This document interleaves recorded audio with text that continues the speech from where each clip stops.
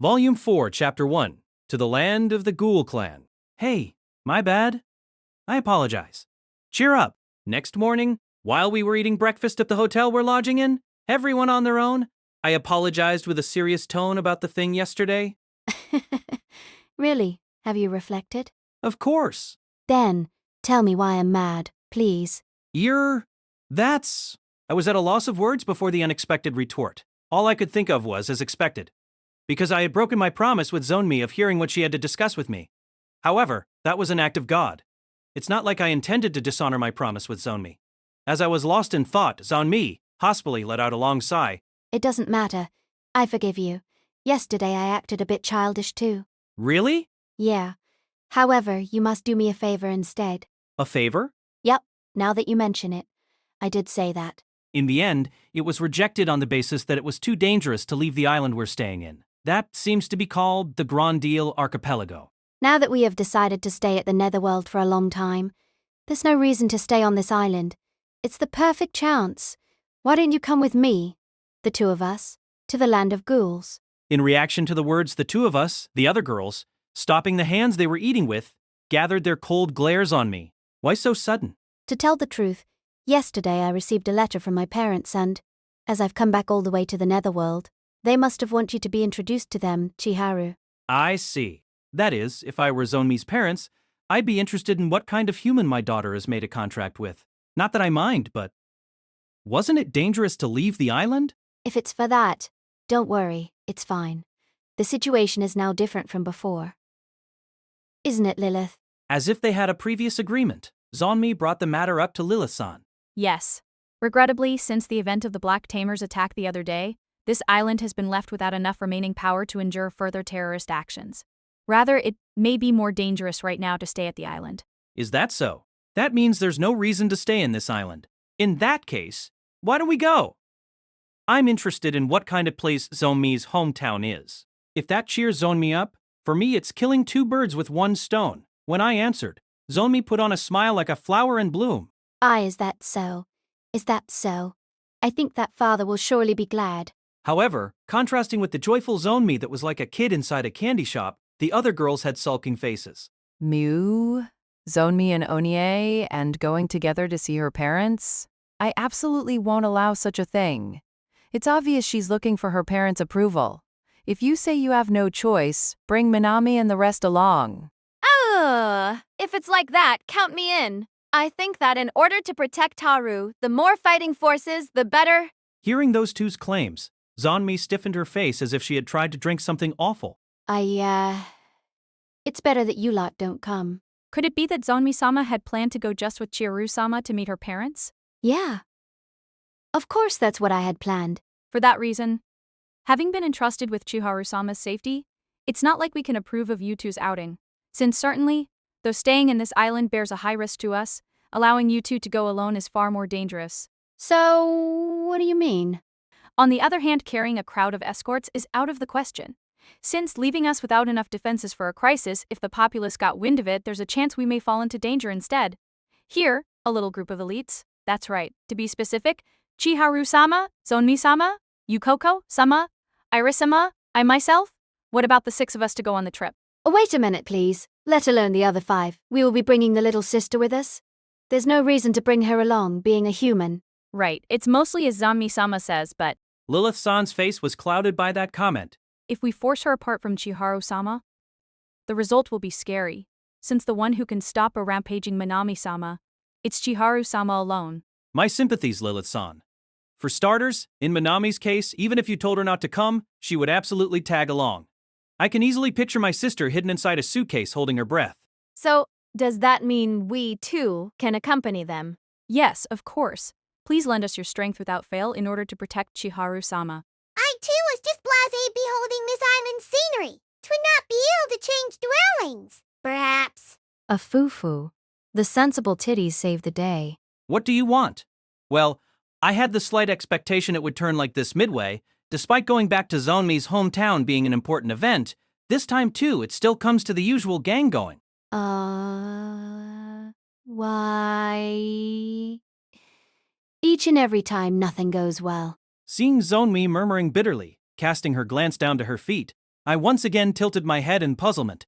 XXX some days later, on board the high-speed ferry that Lilith-san had rented, we were aiming to arrive at the land of the Ghouls, which was about a day's distance from the island we parted from. Be that as it may. This is an expensive-looking boat. Being designed with speed in mind, it was not much in terms of size, but even so, apart from individual cabins for us 6, it was equipped with various entertainment facilities. The Demon's assets seem bottomless. That ship, sparkling clean from the front down to the deck, it's just suitable to be the image of a luxury liner. A pleasant breeze is this, monster tamer. Haha, so it seems. I'm currently sitting on a bench installed at the ship's open-air terrace. Till here, all good. The problem is, the girl before me, Iris, is sitting sideways on my lap while naturally hugging me. I'm not one to say it, but how has it come to? From an outsider's point of view, seemingly getting all cozy with a girl that can be mistaken with an elementary schooler due to her size, I must look like a degenerate. Let's repeat it. Firstly, as to why won't Iris leave from my side, that's all due to the sorrowful circumstances she has. Iris, as the sole survivor of the Red Dragon clan, has lived until now to take revenge on the Black Tamers, but ever since the contract with me, her ideas seem to have changed a little, though I'm glad that she has changed. The next objective she set for herself is, so to once again revive her bloodline, to make children. To make things worse, as she's led up till now a solitary life, her restacted seems to be severely lacking, and she believes that if she spends all day next to me, a child will be made. For that reason. Till now, being considerate with her complex situation, I didn't point out her misunderstanding, but if I let it keep like this, it would mean letting her once again harbor groundless mistakes. Personally, it's not like I'm enthusiastic about it, but I can't afford the luxury. There's no way around, should I? Ask her. Like this, abiding my shame, I resolved to go to my sister's cabin. Yup. Sorry, there's no one I can ask but you. Fufu, and isn't it unusual for Ona-chan to rely on Manami good? Leave it to Manami. Unfastening one button on her blouse, Manami took a pose that pointlessly highlighted her cleavage.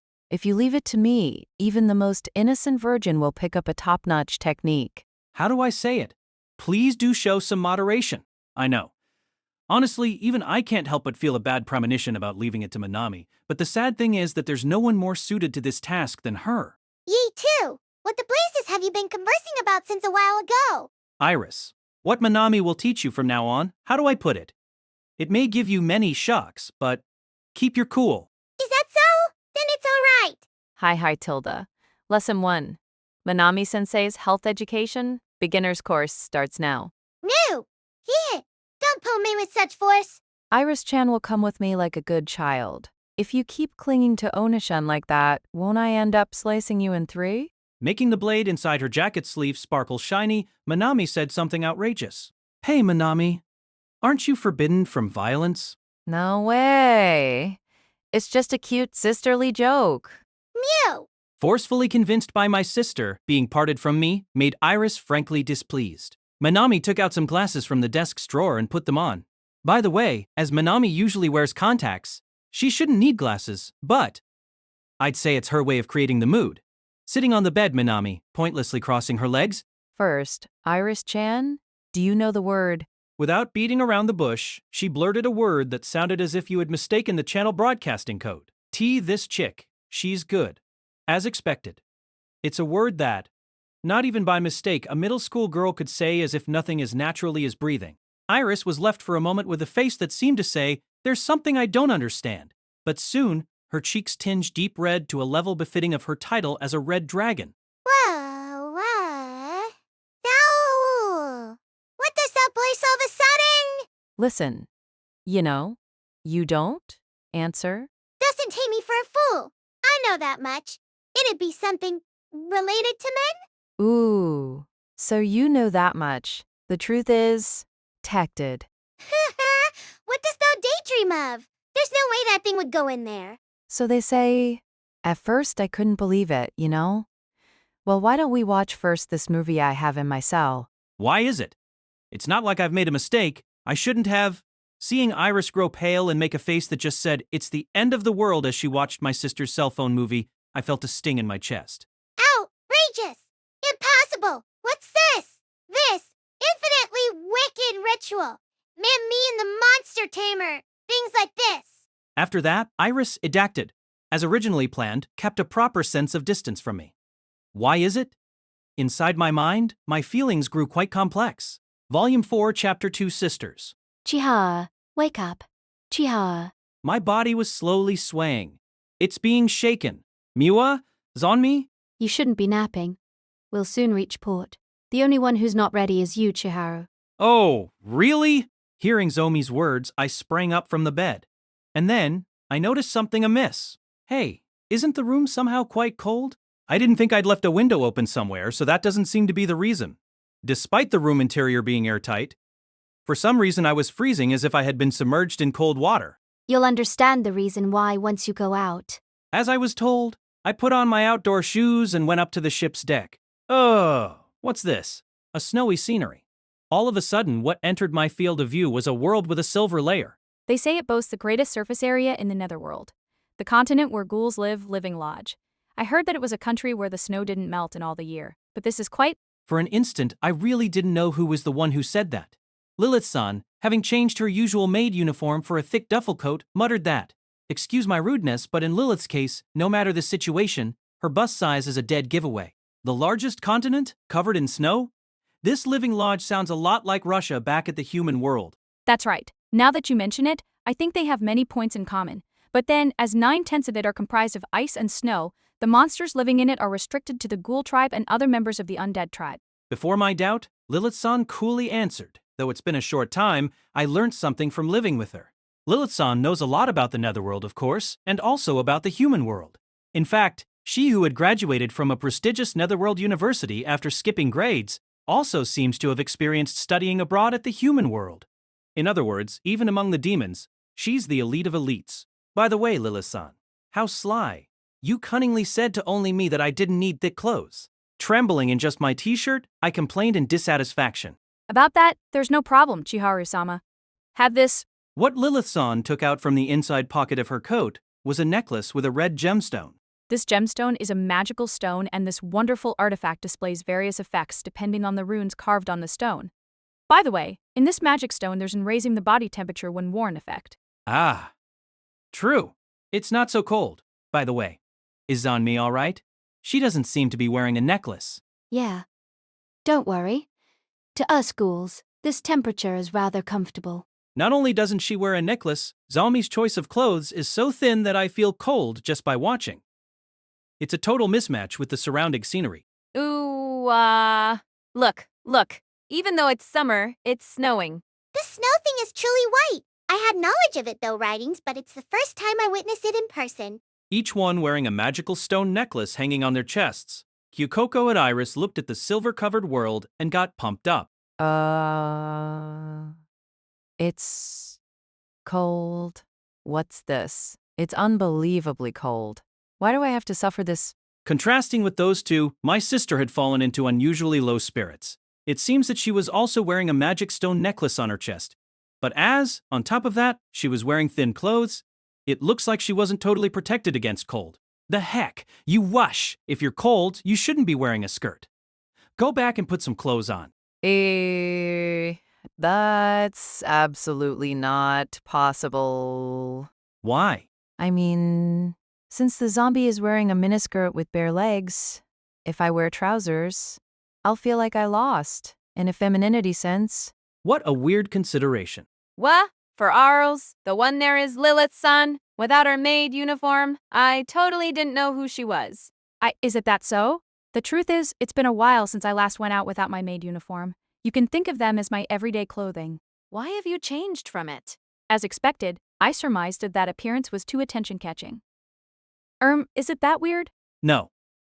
Without your maid uniform, Lilith-san, you give a mature woman feeling. You're very beautiful. Be beautiful. Me? Of course. That aside, what's this shivering? It's a bit different from just the cold from the falling snow. Hasn't the temperature dropped even more right after I complimented Lilith-san? Phoo. I see. As I thought, Gap Mo attacks are very effective against Chiharu. Moreover, in her case, she achieves it naturally, so it's excessively wicked. Cool. All gentlemen, like bosoms. Just a while ago, what little sister Kuhlman pointed to me was an actual fact. This Iris, In that short time, it looks like Manami has had her totally trained. It's difficult to tell if I can be glad or must be sad, said little sister, staring intently at Lilith-san's breasts with eyes full of scorn. But, if you take out the maid uniform from the titty maid, isn't it just tits? Blurted point blank. It's hard to please everybody. Surrounded by just girls, having lots of gorgeous and happy settings, in times like this, since I have to be considerate to all parties, I can't help but worry.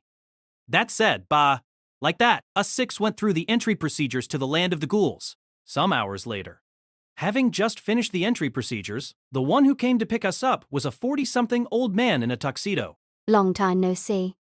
Thank you very much for coming expressly to pick us up. Since I had heard that from here on we will continue on in the car of an acquaintance of Zonmi, I was convinced that we'll ride a wagon or something of the like. But the car parked before us was a classy limousine that wasn't no worse than one belonging to demons. Hey, Haru. What's it? Us all until now we didn't know much about the Ghoul's family. Yep, that's right. There's no need to say. Yeah. Seeing this situation, I think that, perhaps, our hunch is spot on. Zonmi is a rich girl. The Ghoul is a rich girl? A shocking, _mark teacher. Fact has just been revealed. As Kyuko has bashfully said, we didn't know a thing about Zonmi. How many members her family has? Where did she live before coming to the human world? Surprisingly, not even a thing? Zonmi is the most polite of us, second to Lilith-san, and her table manners are elegant without fail. Thinking calmly about it, maybe the development of Zonmi being the daughter of a good family is only natural. Oni-sama, long time no see. Kaya, The moment after those thoughts went around inside my head, from inside the car, a girl promptly rushed out and embraced Zonmi. Eru, is it you? Fufu, you've grown a lot while I wasn't watching. The one that Zonmi called Aruru was a petite girl 150 centimeters tall with the same silver hair as Zonmi. Her age. Maybe around Manami's, her sharp features, with still some innocence left in them, bore a close resemblance to Zonmi's. From the previous conversation, I could surmise that they're sisters. How reserved. If you had a little sister, you could have said something in advance. My apologies. It's not like I planned on hiding it. But, Oni-sama, who are these people? yes, I haven't introduced you yet. This one here is my master, Monster Tamer Chiharu. The woman with the glasses over there is the succubus Lilith, and this blonde girl here is the red dragon Iris. The rest, I'll omit them since they are extras. I got omitted? Yuko had her mouth open agape from the shock suffered. Recently, I've grown accustomed to Keiko's reactions. Eru-chan, right? Nice to meet you. Just a rule is fine. 是上演 Sama's contract bill. Is it like that? Wow, this is my first time seeing a living human. Eruru, full of interest, approached me so as to get a peek. Nevertheless, what a surprise. By no means I thought that Zonmi had a little sister. If this is enough to surprise you, that's troubling. Miruru, I know that you are there. Please quickly show your face. A while after Zonmi rose her voice, one more girl appeared from inside the car. Could this be... The girl that Zonmi called Maruru had identical features to those of Aruru before me. Twins? As I raised my voice in disarray, Zonmi, clearing her throat. Yes, sorry for the late introduction. These two, Arura Mackenzie and Merurura Mackenzie, are my sisters 2 years apart from me. She pointed to the two pretty girls before me. Eru and Meru, their appearances may be like two peas in a pod, but their atmospheres were contrasting. Opposite to Aruru, who faces me with a polite smile, Meruru, instead, shows open animosity that feels like a mongoose before a viper. Basically, on top of not establishing visual contact with me, she shot me, from time to time, murderous glares. Phew! Why Nishan with such a dull guy? I will absolutely not allow it. Humph. Oru is too fond of humans. I wonder why. The truth is, I feel that I want, like Yuko, to show a flashy reaction, but since something bugs me to no end, I can only stand upright. I come here and there are two little sister characters. It's the worst. What will be of Manami's identity? Though it seems that my little sister was also under a shock for different reasons, I couldn't care less. Totally unable to ask that before the person in question, I secretly asked Lilith-san inside the car. According to Lilith-san, the name Zonmi may leave a memorable impression at the human world, but it's relatively common among ghouls. Now, Though I don't understand what were ghouls thinking when they popularized such a misleading name, that's enough for now. Next issue. It has been bugging me since Zombie introduced her sisters, as her sisters 2 years apart from her. For some reason, I didn't want to ask until now. Now, no though, I did want, I couldn't ask. I'll try attacking head on the greatest taboo for us. Zonmi. Yes. What is it? Zonmi. Right now, how old are you? Despite trying to make it sound as casual as possible, I noticed Zomi's face softly distorting. What? Are you suddenly blurting out so late in the game? No. I want you to answer me seriously and without being mad. I'm not particularly angry. I'm just wondering why would you ask now after such a long time? I mean, in the first place, it's a doubt that I have, but does the body of monsters pile up years like that of humans? As if realizing the meaning of my question, Zonmi kept silent with a meek face. So, as if unable to just watch me scared of the upcoming dread and trembling like no tomorrow, Zonmi, dispelling my worries with a composed tone, Now that you mention it, I haven't told you straight out of my own mouth. I'm 16, same as you, Chiharu. I thought you'd had guessed it by the time I transferred into the same class as you, Chiharu. Is that so? That's good. Really, really good. I felt my strength leaving me. Had Zonmi been a generation older than me, I would have suffered an unfathomable mental shock. I want to ask just for reference, but how many years did you thought I had? 32? Why? She slapped me without a word. So, as if anxious before my aired guess, the rest of the monster group gathered their glances on me. Chiharu-sama. I'll tell you just for the record, but I'm 19 years old. I'm certainly older than the rest of you, but even so, don't misunderstand. So I'm a genuine teenager. Thanks. Lila-san, you're younger than you look. Does that mean I look aged? Lila-san became depressed on the spot, as if she had just received a blow. Darn, have I been too honest? Now that I think, that may have also been the case with my exchange with Zonmi just now. It seems that age is a delicate topic for girls as expected. Monster tamer, I'll tell thee so that thou doesn't hold any misunderstanding the likes of the prior one. But my age number's 12. Dost not get it wrong. Is it? What a relief that Iris too doesn't have an unexpected gap with her looks. In fact, I was more worried about Iris than in Zomi's case.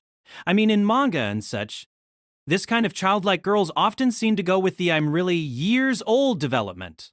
I could wipe away at last the Iris lowly granny theory that I held deep down. Good. Haru, my age is... No, you don't have to. Why do you treat only me so badly? I mean, aren't you 16, like me? That may be true, but at least worry about it? Even if you tell me, to ask now about her age to a childhood friend I've known since elementary school, I find it weird.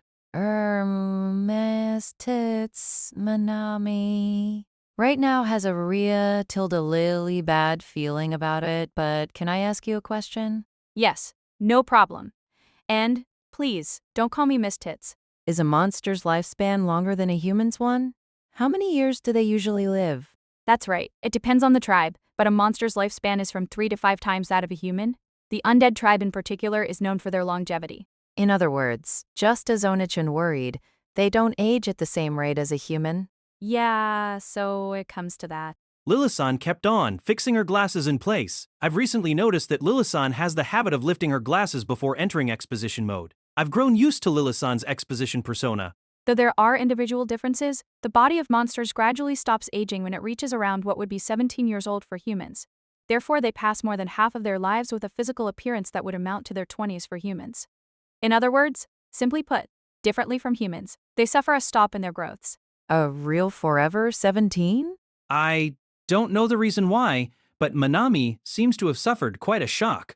Incidentally, as for why the body of monsters is under such a mechanism, it's widely regarded as true that lengthening even a bit the age most suited for reproduction is more advantageous for the survival of the species from a biological standpoint. By the way, what happens with chimeras like me? Right. I think that your case, Chiharu-sama, is a tad particular, but basically shouldn't differ from other monsters.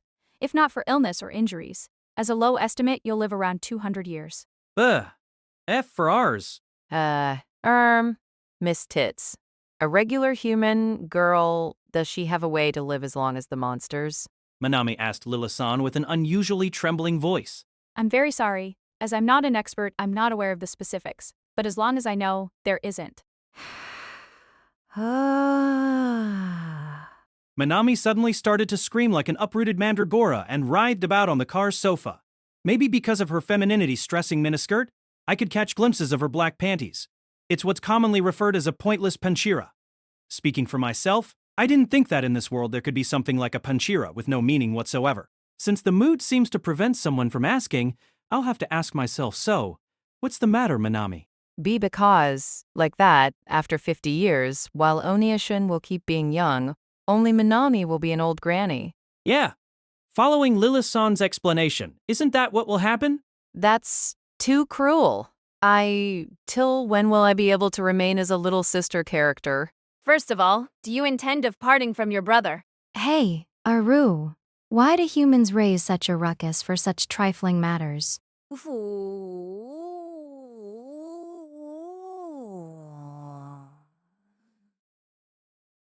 You don't know that because you are still a kid, Meru. All girls, no matter who or which time period, reach a point where they come to fear going old. Che. Darned Aru. Just because she was born 2 minutes earlier than me, she acts like a grown-up. I could hear this exchange between the Aru-Meru sisters coming from the front seat of the car. Meru's hate of humans reminds me of Zanmi just when I first met her. Does the Ghoul clan have lots of monsters that hate humans? When I was thinking about that, Ah, look. At last we can see our destiny. I mean, my parents' home. said Zonmi as she pointed with her finger outside the window. We can see it. You say? Is there some kind of mistake? There's no way that we can see a house from so far. Aw. As I was speaking, it hit me. Currently, we couldn't discern any building of the like. For starters, from this distance, barely able to get a view of the entirety of the town, no matter how big we say the building is, it's nearly impossible to specifically tell it apart. That is, with the exception of that single building standing at the very center, don't tell me? It can't be. This must be me overthinking things. To wipe out that possibility that crossed my mind, I shook my head. I see. Is that the Mackenzie Castle, where those who have ruled over ghouls for over a millennium live in? Its majesty doesn't lose in any way against those of demons. Impressive. Hey, Keiko, What's it, Haru? could this perchance possibly be that? Yeah, I think that. Perhaps our guess is spot on. Zanmi is a princess. The Ghoul is a princess? Yuko and me were left with our mouths agape from the shock. Practical question. This shock can't be compared to anything. Why is that? Maybe because the girl I've been living with for over 2 months is the princess of a country. Did anyone expect it? Different from me, who was frankly surprised, Iris kept her usual unruffled look. Iris, did you already know that Zonmi was the princess of... If we speak of the Mackenzie house, they are the lineage that holds more influence from among the undead tribe. Naturally, any individual who lives in the netherworld is bound to avert such appellation at least once. It seems that those who didn't know the fact that Zonmi equals princess were me and Kyuko and Minami, just the 3 of us. And the one who has suffered the most a shock among us was Minami, my sister. So shocked she was that both her body and her voice trembled noticeably.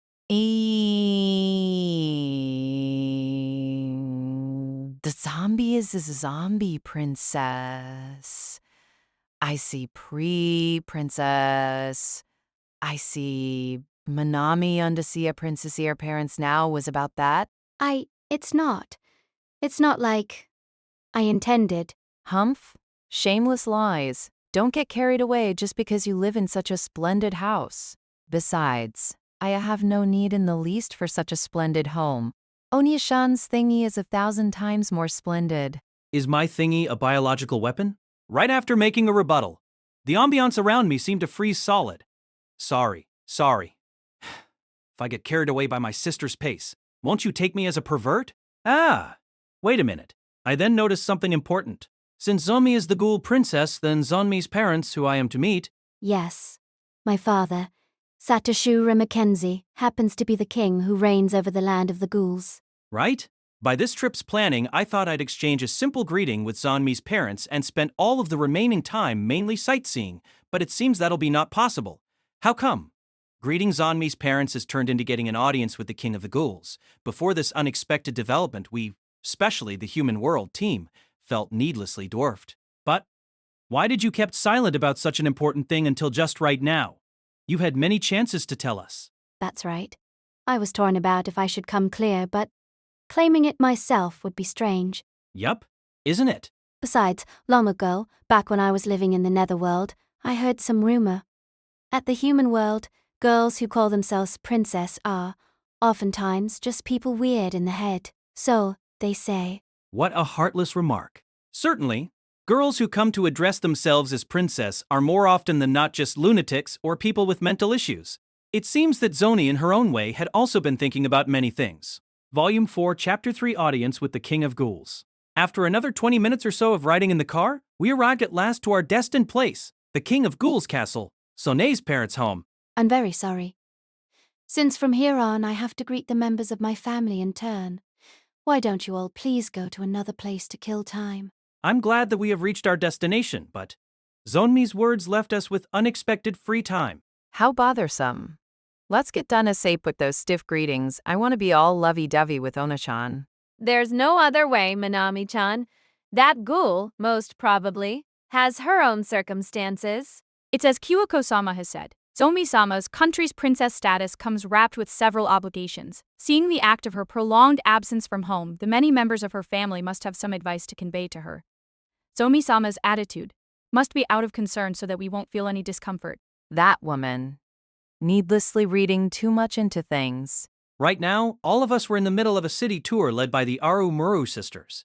City tour. They'll have a great reputation, but as we have been for a while doing nothing but go around the castle's outer wall, the scenery is always the same. However, no matter how much have we been walking on the same path, walking down the streets of a foreign country is in itself interesting. Above all, what caught my attention the most were the signboards with 100 Deaths course recruiting participants written on them with suggestive letters planted each about 10 meters. Lila-san? What's the 100 Deaths course? Hearing my doubt, fixing her glasses in a way that said, "How wonderful that you ask, Lila-san." The 100 Deaths course is a survival race handed down since long ago by the undead tribe. Isn't it really easy to understand from its denomination? Just as it says, it happens to be a harsh race where you have to be resigned to die 100 times.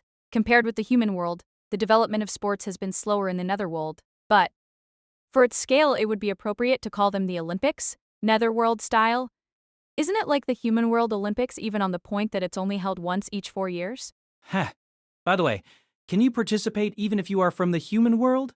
I'd say that I think it's no problem, though they were originally used to compare the physical strength, which is the greatest virtue of the Ghoul clan. I've heard that now, so as to raise the level, they allow participants from tribes other than the undead.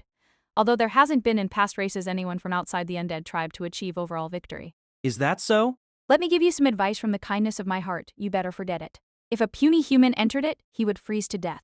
Looking back to us who were walking behind her, Maru chuckled. I don't know if it was out of disgust for her attitude or just looking for a fight with a fellow little sister character. Manami threatened her with a strong glare. What the heck? I've been listening to you in silence for a while. Don't take us humans for fools. Besides, just Onikan is not who. Manami-sama. Stop right there. Moga. Lila-san obstructed the mouth of Manami, who was about to leak a secret with the impetus. With her tits, Manami, with her head suddenly pressed against Lila-san's chest. Soon, due to the lack of oxygen, she finally ended in a daze as if her soul had went out her mouth with a chenic sound. Lila-san, good job. The fact that my body is unique in the world, a chimera between human and monster, is, of course, a secret that must not be leaked to outsiders.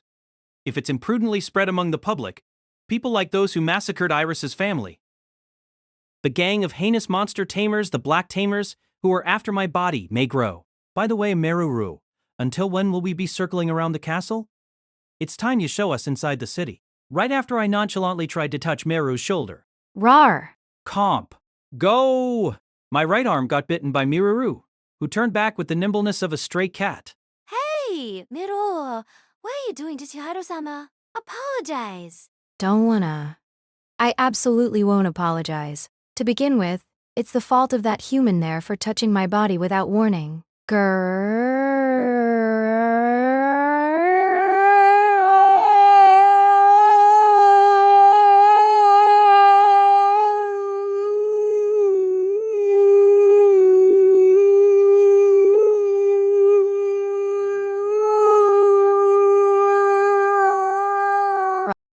kept threatening of biting me again any time.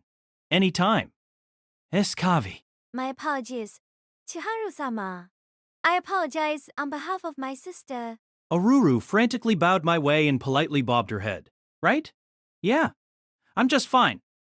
By the way, are you two really blood-related sisters? Yes. Meruru and I are genuine blood-related sisters. Aye, is that so? Contrastive to the calm and gentle-mannered Aruru, Meruru's disposition is emotional but ferocious. Can two sisters that share blood get so different personalities? On that topic, you two are not step-siblings. The words Kyuko rebutted with scornful eyes were too right and bitter. It's natural for Chiharu-sama to be displeased by the tedium of being shown again the same scenery. However, this was a request from Zomi Wanya-sama. A request from Zonmi? Yes. There are many among us, the Ghoul clan, that, like our Miru, that feel ill will against humans. That's why Wanya-sama requested us while I'm not there. Please don't walk through roads too crowded. Is it? Then, there's nothing to do about it. Now that you mention it, I was strongly told that it wasn't recommended to sightsee the land of the ghouls since it's dangerous for a human to walk through town. Certainly, it may be dangerous to bring one of us, my thoroughly human sister, to too crowded roads. That aside, Chiharu-sama, isn't your body injured in some place? If it's for that injury, I'm fine. Since I look... There's no way. Show me the wound on your arm right now. I can administer simple first aid right here. If you say so. I rolled my sleeve to show the wound opened by Miru's bite. This damage, even though it was done by a child, should I praise it with an as expected from the Ghoul clan? Though what's on my right arm can be considered on the level of a joke, it's bound to leave a lasting scar. But, well, thanks to my resilience, it seems that my body has already healed most of it. Excuse me. With that sentence, Eruu, after pushing aside her forelocks with her hand, engaged in a surprising action. I'd say that no one here wasn't left dumbfounded by her action. Roll. Thinking who knows what, Aru started to instantly roll her tongue over my wound. How's your injury? Chiharu-sama? Quite good. Hey, what's so good, Oni-chan? Stare. A stinging chill ran down my spine. Looking towards the bloodthirst, there was my sister, totally recovered from Lila-san's tit attack, staring daggers at me in a daunting pose. So as to evade the pressure from my sister, I cleared my throat, and, isn't it? I feel quite good. With the arousal, my pain has gone away in a flash. I corrected my previous remark. Licking wounds. That immoral situation that lately doesn't show up even on spicy love comedy shun mangas is, in all honesty, something that any man yearns for. Wait, Aruru-chan, go away from Aru right now. And, hey, you too, Haru, stop grinning. Mew, those lascivious tongue movements look a lot like one thing from the 48 ultimate techniques for enslaving a man that I got instructed in by little sister-kun. No matter if it's for healing, directly running your tongue over a man's wound. It's not good. Contrasting with our various reactions before the sudden sexy happening, the human hater Maruru remained awfully composed. Aruru's bad habit has kicked in again. Look closer. That's not just licking a wound. It's not like I can say it out loud. Aruru still possesses a trait from the Ghoul clan that has presently almost disappeared. She's really weird. In other words, Aruru is, right now, eating the human. We all were taken aback. Now that she mentions it, I think that for a while she has been forcefully thrusting her tongue inside my wound. Sure, in mangas and the like, I think there are lots of them where ghouls are depicted as man-eating monsters. Of course I don't have any interest in cannibalism. Aha. Is the cat out of the bag? Aru showed a full Mark's perfect smile. It didn't look like until a while ago she had been preying on my body. Am I imagining things? After knowing her true self, that smile. I can't help seeing in it hints of a devilish smile. My apology. Since Chiharu-sama's blood was the most delicious I've tasted until now, I lost my sense of time and got entranced. Ah, okay. That's fine. I won't forget this taste in all my life.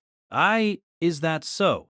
The chills settled in my back. Aru's expression, sending me a torrid glance while drooling slightly, was enough to plant a trauma inside my heart. How envious. enjoying special sex plays like biting or eating and leaving out the real sister, Manami. I dare say it be since my mood has reached bottom after the unprecedented experience of having my blood sucked by a girl. For this time only, my heart has been somewhat healed by my sister's nonsensical speech. Sorry, as excuse for my impoliteness a while ago. Though it may be presumptuous of me. Would you please let us treat you for dinner? Us being tired from walking, we went to an eatery introduced by Eru where we were told we could eat traditional cuisine, passed down within the Ghoul clan. Rather than wandering aimlessly around the place, we deemed this more safe and convenient. Old man, bring 6 of the heavy stuff. Right after we took seat, Meru ordered with an experienced tone. Wait, Meru-chan? I don't know much about the Ghoul clan's culture, but I think that minors shouldn't drink alcohol, Tilda. Alcohol? What are you saying, Giant Nihatan? Tea that way of calling me. It's not cute, so could you stop? That's right, calling Kyuko Giant Neokon is fine since it's amusing. But I'm also against minors drinking. It's not fine. Giant Nihikon is hurtful in many ways. Here, your heavy stuff. As soon as we had before us the stuff they brought to our seats, we all were left speechless.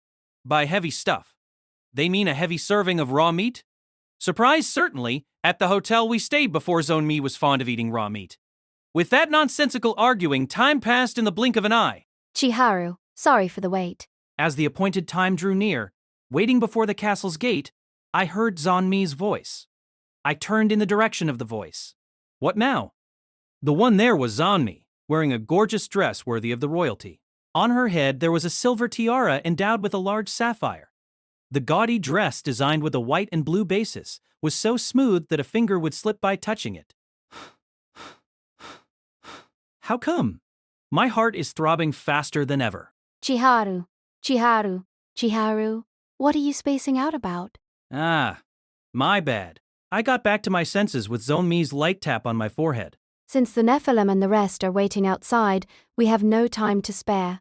Let's get done with our greetings to my father soon, and from tomorrow on we'll be free to go sightseeing. Understood. Bringing a group to greet a country's king is bad manners. While Zonmi and I go greet him, the rest of the group should wait before the castle. Thinking once again, Zonmi, you are amazing. I spontaneously let out those words. Thinking about it, haven't I been treating a country's princess in quite a carefree way? When I met her, I gave Zonmi clothes that should be used for rags. When we don't have the time, we eat instant ramen for dinner. The usual things. Hearing my words, a shadow fell over Zonmi's face. I'm not that amazing. Besides, the position of princess of a country isn't as pretty as fairy tales put it. She muttered, meaningful words while sighing. Well, now stop thinking about that and straighten up. Don't show my father such a slovenly face. Understood. Between this and that, being tugged by the arm by Zonmi, I went up the stairs to the throne room. I couldn't but understand even if I didn't want. Though Zonmi's family has received us with open arms, I could feel on my skin an air of unrest coming from the throne room. No, don't mind it. About Zonmi's father, it seems that he usually is a gentle person. That thing about monsters aging less than humans was truth. His age, should it be around 30 in human terms? With the same silver hair as Zonmi and a fearless countenance, he was a cool guy. However, unfortunately sensing a tinge of enmity from his gaze, it seems that he holds no good feelings for me. A request, you say? Yes. Though being someone involved, I can remember it like if it had happened yesterday. Due to the attack of the Black Tamers, the flourishing tourist spot of the Grandel Archipelago suffered devastating damage in just a day, and the founder and top member of the Black Tamers was my superior from the Monster Tamers. Lucas-san, no matter how many days go past, I think I won't forget that day, ahead of me, who kept silent, not knowing how to reply. The one who revealed her feelings was Zonmi. Father, what the heck is your intention? Zonmi rudely approached the throne and directed a strong glare to her father, as if drilling a hole in him. Zonmi, with a face of having bit into something bitter, Things like meanings of reasons. Let me decide them for myself. I don't want nobody telling me. anyone can see clearly that Zonmi is at disadvantage in this dialectical battle. Zonmi casted down her eyes and bit her lip in frustration. Chiharu! In the end, Zonmi grabbed my arm and forcefully took me outside. Chiharu, you don't have to take seriously what my father has said. I will follow the way I've decided on myself. Sadasu's lines we heard as we left kept clinging to our ears. In the end, I having said no words, just left the room tugged by Zonmi from the arm. Hey, Zonmi! I'm very sorry. I had no idea that it would come to this. I've gotten you involved. No, it's not like I mind. Let's go home. Mm. With this, we have no reason to stay in this country. If it's now, my father should still be unaware. If we board a boat ASAP to the Grand Isle Archipelago, I think we could avoid cancelling the contract like my father said. In other words, planning to run away before pursuers come? But in that case, wouldn't we be simply postponing the issue? It doesn't solve the basics. I don't like it. Going against your family, secretly running away. Whoa! So you say you want to cancel the contract with me, Chiharu? No one has said that. Listen. Calm down. In order to calm Zonmi's feelings, I placed my hand over her head. Yes. Listen, Zonmi. It's easy. If those around us are against us, shouldn't we make the Ghoul clan acknowledge us? Just one. There is. The survival race passed down among the Ghoul clan, the 100 Deaths course. Let's win this race. What? Zonmi was dumbfounded, as if charmed by a fox. No, I'm well aware that I'm saying something preposterous. However, hasn't Lila-san said it? Just for a moment. I know from the start that the odds are against us. Nevertheless, at least this. Better than run back home facing the opposition of her family. Better than giving up from the start to an unreasonable decision. I think that it's a somewhat acceptable course of action. At the same time, 800 kilometers southwest from the continent where those from the undead clan live, Living Lodge, there was a lone island on the distant seas surrounded by a powerful kekai. That island, where a castaway couldn't be drafted ashore by the tides, was a perfect island for people with a shady past to hide in. 8 years ago, all lifeforms on this island were annihilated without exception by the hand of a single woman. Her name was Kanzaki Haruka. Bearing the persona of the founder of the Black Tamers, contrastive with her brilliant career, she made this place into the Black Tamers' secret hideout. Applying the same technique as the Abyss Gate that allows freely going and coming between the human world and the netherworld, though at exceedingly small scale, inside the hideout there was installed a special black hole that connected both worlds. A whole new neutral party, third party. In order to build in this place their renewed world for size, the man nicknamed the Tamer of the Black Beasts, Clary Schoenfeld, went to a certain youth's room at the request of his boss. The youth's name was Lance Patriot. He was one of the 6 firsts that belonged to the Black Tamers. In front of the youth's room drifted a choking stench of rottenness. Lance Patriot. According to hearsay, he who was granted by the association the nickname of Tamer of the Spirits had a hobby of collecting corpses. For that reason, Lance was kept living in isolation from the rest of the firsts. Not even knowing him, his bad reputation had become a well-known topic inside the organization. So Clary didn't hold goodwill for him ever since before he met him. He knocked, but there was no response. This is why I hate dealing with firsts. Deeply regretted, Clary. It's futile to expect normal communication skills from a first. They, subjected since tender age again and again to aberrant medication and human experimentation, have all had their hearts twisted. Since Noel and the rest of the firsts are all like that, Lance wouldn't be an exception. Cautiously, he turned the knob and opened the door before him. Dim. It may take a while for the eyes to get used to it. And, as he had predicted to some extent, an intense rotten stench. It's not an environment where an ordinary person can live. If there's a hell in this world, right now I'm standing in front of it, thought Clary. Something weird happened the exact moment Clary set foot inside the room. Suddenly, something cold grabbed Clary's ankle. What's this? Is there something at my feet? He tried to look downwards to assess the situation, but inside the dimly lit room he couldn't even do that. Clary took a lighter from his breast pocket, lighted it, and tried once again to assess the situation at his feet. He kicked the ground with force due to his great shock. What was there was the slowly rotting corpse of a girl. Indeed, from the outer appearance, no matter how you looked at it, it was just a corpse. What's with this guy? Isn't it a regular corpse? Has it moved on its own will? For that reason, Clary couldn't help shivering. At first, he thought it was a monster from the undead tribe, contracted through a ring, but it somehow seems that's not the case. At least, what has grabbed Clary's ankle is just the corpse of a human, with no magic power. What's the source that allows this magic power-free lump of proteins to move? Clary couldn't comprehend the trick behind it. As soon as he heard someone's voice, The room was completely lighted by a faint clarity. Alas, if it was like this, I was better without any light, Clary thought to himself. Not just at his feet. This room had heaps of different corpses from all places and times scattered all throughout. Moreover, all of the corpses in this room, like the aforementioned girl's corpse, were moving on their own will. His approximate age, around the last years of elementary school, extremely young. But, ironically, the youth's appearance concurs with the information learnt beforehand. Just hide. If we have to rely this mission to kids like these, just hide. The organization will be done for before soon, thought Clary. If we say that Noelle is the one who boasts greatest battle power among the firsts, her counterpart as the weakest was Lance. There were other firsts with excellent battle power, even if not to Noelle's extent. Why has their superior bestowed this task onto Lance? Clary held that great doubt. Really surprising, Lance's reaction. Leaving out the corpses scattered throughout the room, he's very normal. He's very normal. At least among the first that Clary has met up until now, he was the one you could best hold a conversation with. As we are engaged in normal communication, I surely can try asking. Among all the monster tamers, those specialized in employing only monsters from the undead tribe necromancers. Like Clary with beasts or Noelle with rocks, usually, monster tamers specialize in the employment of monsters of a single tribe according to their capabilities. But among them all, monster tamers specialized in the undead tribe are scarce. However, supposing he really held the skills of a necromancer, it makes sense that he was selected for this mission.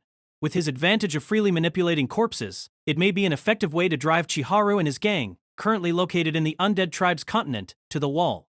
Who would guess that there was someone at the organization who hid this special ability? This is a sudden bringer of hope.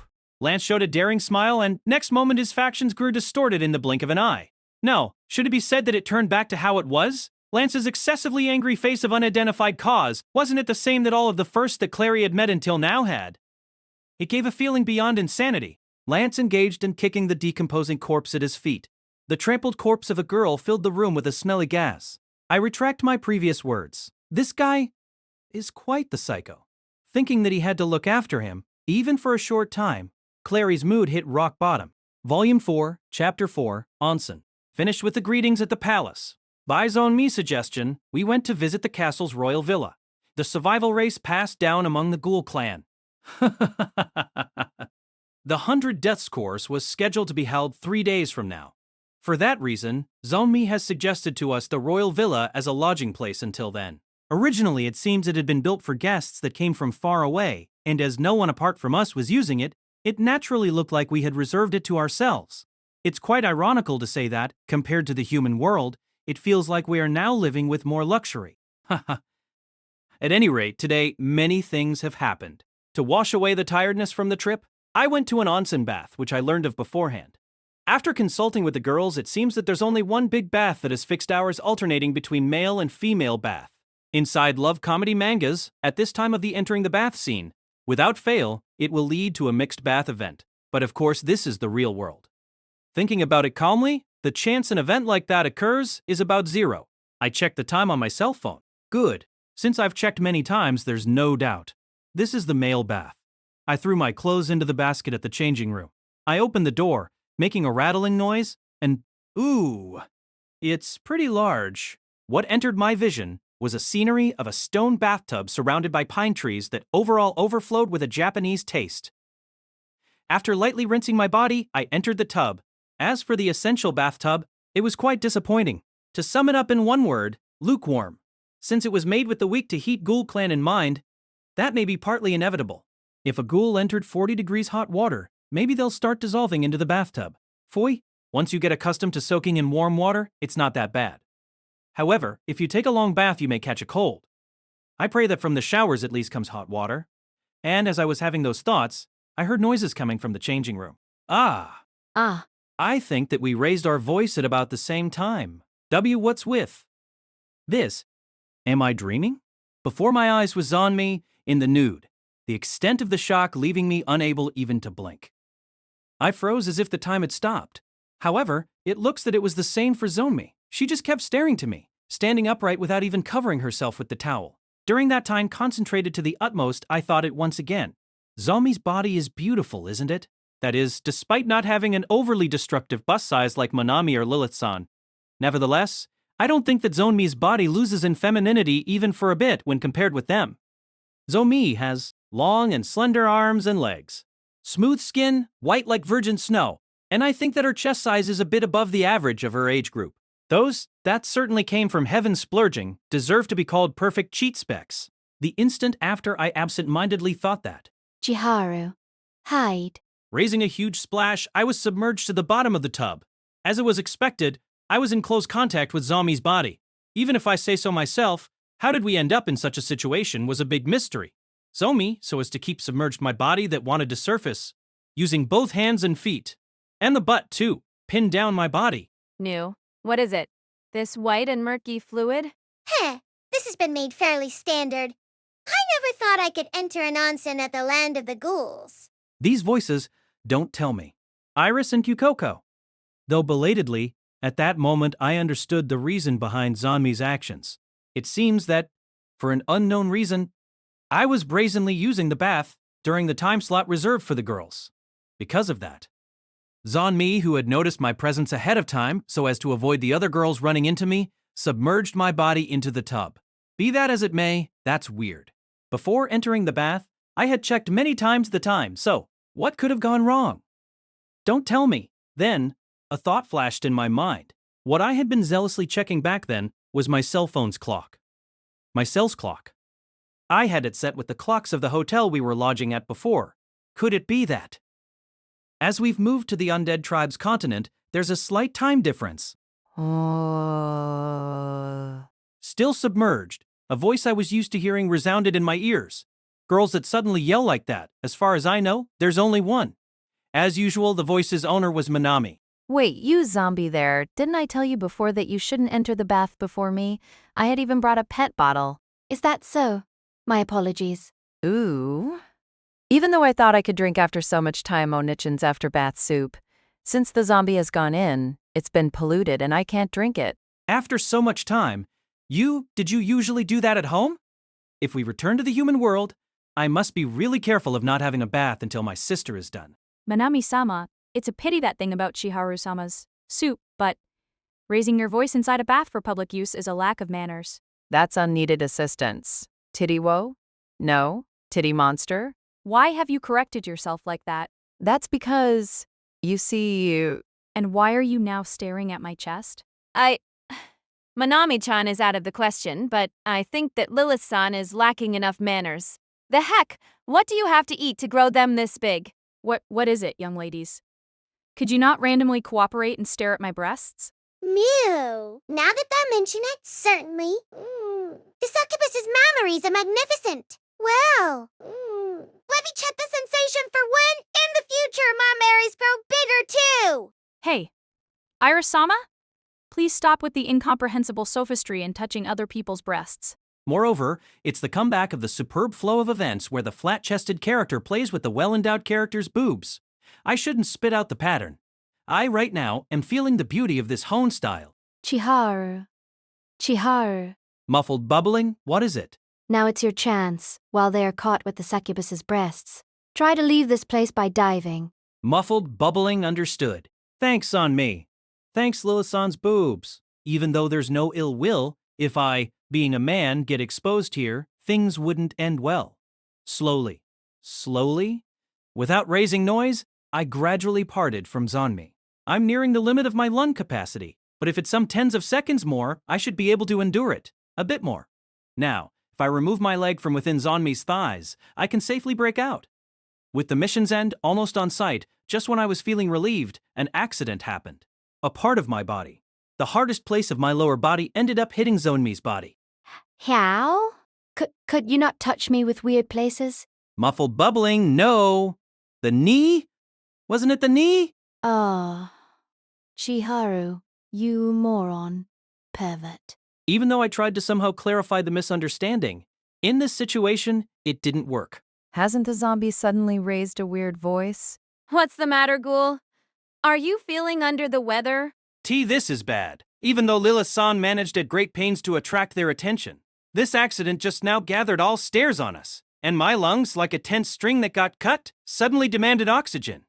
It can't be. I'm at my limit. Oh, I can't endure 3. I can't. It's coming out. It came. Oh, I mean the oxygen. Boo-ha. Reaching the limits of my endurance, I brought my face over the water. I'd say I won't forget this scene in all of my life. When, in the future, I'm a Gramps and die, I think I want to peacefully breath my last inside a soft hospital bed while remembering this scene. What I first saw were Keiko, Iris, Manami, Lilith-san, Noan. Those 4 girls' blank faces. Zonmi, the only member who was aware of the circumstances, had her face totally flushed red in a daze. And as I gradually shifted my glance down, I could grasp with my eyes the stark figures of the 5 girls. If there's a heaven in this world, right now I'm standing in front of it, so I thought. Some seconds after that, though, there occurred the mysterious incident of the onsen's cloudy water becoming dyed red as if by tomato juice. That's yet another story. Good grief. No matter if there was no ill will to brazenly enter the women's bath, reflect deeply on what you have done. Yes. After apologizing again and again to the girls, I was taking a stroll along the premises with Zonmi after she bathed. And what even more unforgivable, you got excited by my body. And moreover, one part of your body even got hard. Zonmi. By my honor, I tell you that was... I mean, I'm 16 years old, Pearl. That Chiharu got that reaction due to none other than me. Though it makes me a little bit glad. This and that are different stories, carried away by your lust on such a public place. Shame on you. What do I do? This mood. Being too late to stop her misunderstanding. It was a troublesome atmosphere. Now that I think of it, recently we haven't had the chance to speak like this. Just the 2 of us. Giving up on dispelling Zonmi's misunderstanding, I'd boldly tried to divert the conversation's topic. Now that you mention it, that's true. If you like, this night, could you tell me many things about you? When I asked, Zomi suddenly looked away, as if embarrassed. What the heck do you mean by that? I've fully realized since coming to this town that you had 2 little sisters, that you were the Ghoul clan's princess. If you think about it, I didn't know a thing about you, Zonmi, until I came here. That's why. Like, what kind of childhood did you have? Like, why you thought about going to the human world? I want you to tell me about those things with as much detail as you can. When I blurted to her my honest thoughts, Zonmi showed an awkward smile. It doesn't matter, but I have neither shared memories with you, Chiharu, like the Nephilim does, nor a tragic past like the Red Dragon. I don't think there's anything that could catch your interest, Chiharu. Don't decide those things before speaking about them. By the way, I want to know everything about you. No. Once again, thoughtlessly saying like that lines that set one's teeth on edge. Looking down as if troubled by where to look at, Zonmi spoke bitterly in a provoking tone. That's right, isn't it? Occasionally reminiscing is not that bad. Nevertheless, as if resigning herself, Zonmi started to speak in an unconcerned tone to hide her embarrassment. First, about my childhood. As a child, I was, crudely speaking, a girl with no independence. Is that so? How surprising. Yeah. The me at that time was dedicated to studying as per my parents' command and attended many different lessons.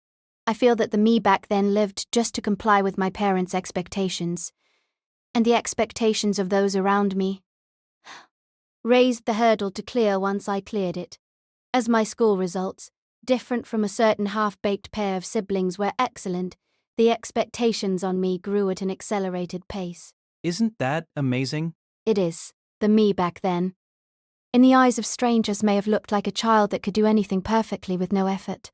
However, since my conduct, after all, was a reaction born from a guilty conscience about the attention everyone had on me due to my excellent results. It's not like it had any purpose. That's why I ended up snapping. When my parents had their long-expected son, the expectations of everyone shifted from me to the baby in less than a month after the birth. To me, that was tremendously vexing. I felt like all of my efforts up to date got denied. My efforts until then were in turn exchanged in my heart for opposition against my family. I didn't know. Though not to the extent of Iris, Zomi too has suffered bitter experiences in the past. Reached the turning point, about the human world. Was it once I graduated from middle school? Though everyone naturally expected me to further my studies, I, overcoming the opposition from my family, chose the path of being a monster tamer's partner. Why expressly that? Going straight to the point, it was to walk down the path that I myself chose instead of the rails set by someone. To me, the path of becoming a monster tamer's partners looked like the perfect place where I could test my own power, without my lineage mattering in the least. Was that so? How strong of you, Zonmi, you, instead of the safe asphalt before her. She dared to choose the difficult path of cutting through by herself. Only people with absolute confidence in their own abilities can attempt that stunt. Zonmi, with a perplexed countenance, sighed. What you've said also goes to you, Chiharu. No, rather, aren't you the one who's strong? What the heck do you mean? I mean, you too. Despite having thousands of other paths, you chose by your own free will to walk down the path of a monster tamer. Ah, now that she mentions it, isn't it like that?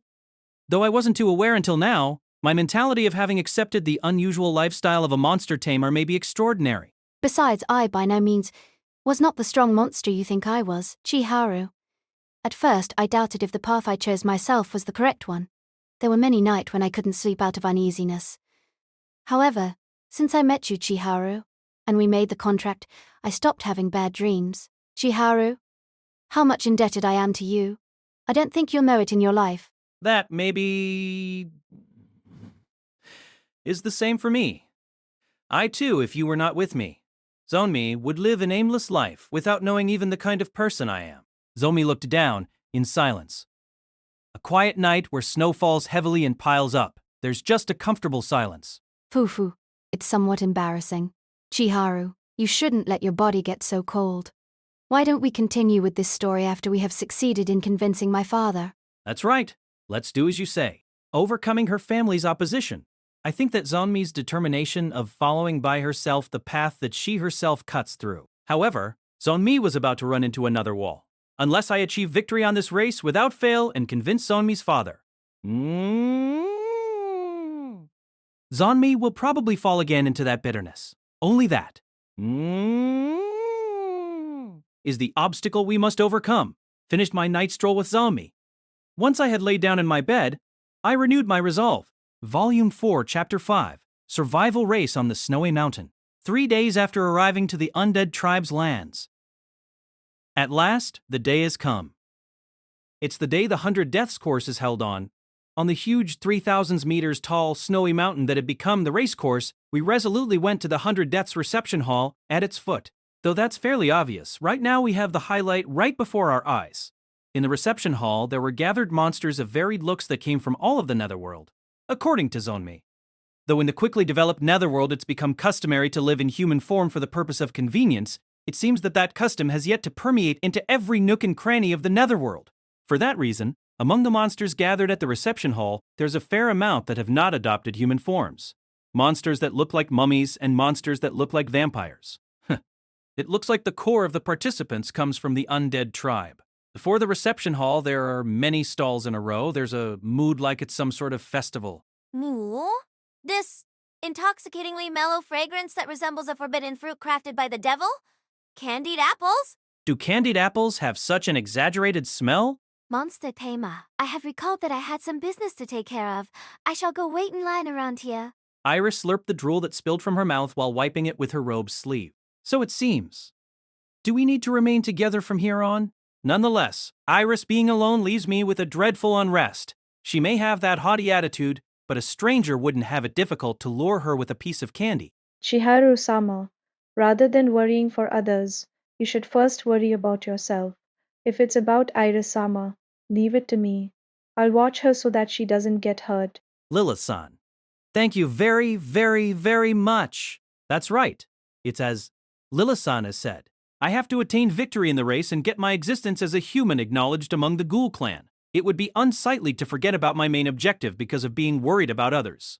It seems that the development of the competition will be broadcasted in real time via monitors and the rest of your group can cheer you from there. I haven't told this to Kyuko and Minami, who had disappeared after saying they had issues to attend, though. Chiharu, let's go to the tent on the other side of the reception hall. Zonmi tugged my sleeve while looking around, worried by the public notice. Even supposing that she hadn't come back to the Netherworld in a long time, if word gets out that the country's princess was at this place, things would get a bit rowdy. For that reason, today Zonmi was wearing glasses and a hood that covered the upper part of her face so as to disguise herself a little. how troublesome it is to be famous. Now let's follow the succubus's words and finish with the registration ASAP. Understood. This way, Zoni and I, while feeling grateful for Lilith-san's actions, set foot on the reception hall. Having the majority of the monsters finish with their registration, the inside of the tent was more deserted than I had expected. Speaking of the most important registration, it happened so easy that it was even disappointing. Hey, Sonmi, wasn't the 100 Deaths course the biggest event for the Ghoul clan? Yes. Didn't I explain it to you beforehand? But isn't it weird? They don't even hold any preliminaries for such an important event. You can participate this easily on the same day. Lilith-san called the 100 Deaths course the Olympics, Netherworld style, but to me, that example didn't fit it. Surely, judging by the number of participants and the scale of the venue alone, this race may deserve to be called the Olympics, Netherworld style. However, with only this, it's unnatural that despite being a large-scale event, there's absolutely no selection of the participants. Well, since if they did have preliminaries, there's no doubt that we wouldn't be able to participate in this race. It's not like I have complaints. It's easy. Though it sounds cruel, this competition not having preliminaries is due to being more exciting to mix strong people with weak people. What does that mean? Since there's no rule that guarantees the participants' lives, that way they get naturally sieved. As expected from the Netherworld sports, how nasty. Whoa, Kyuko. What have you been doing until now? What have I been doing? Don't you understand seeing me like this? Sorry, but waiting and cheering is boring. On Kyuko's chest there was a badge with a registration number that identified her as a participant in the 100 Deaths course. In this badge, it seems there was a transmitter that served to locate the participant in case they got stranded on the snowy mountain. Could it be that you're also participating? What's with that face of open disgust? Because... Oh, I won't lose to the zombie. Laughing fearlessly, Manami wore a badge with a registration number on her chest. The one who can't read the mood in the least has Komi. Hey, Manami, is there any merit from you participating in the race?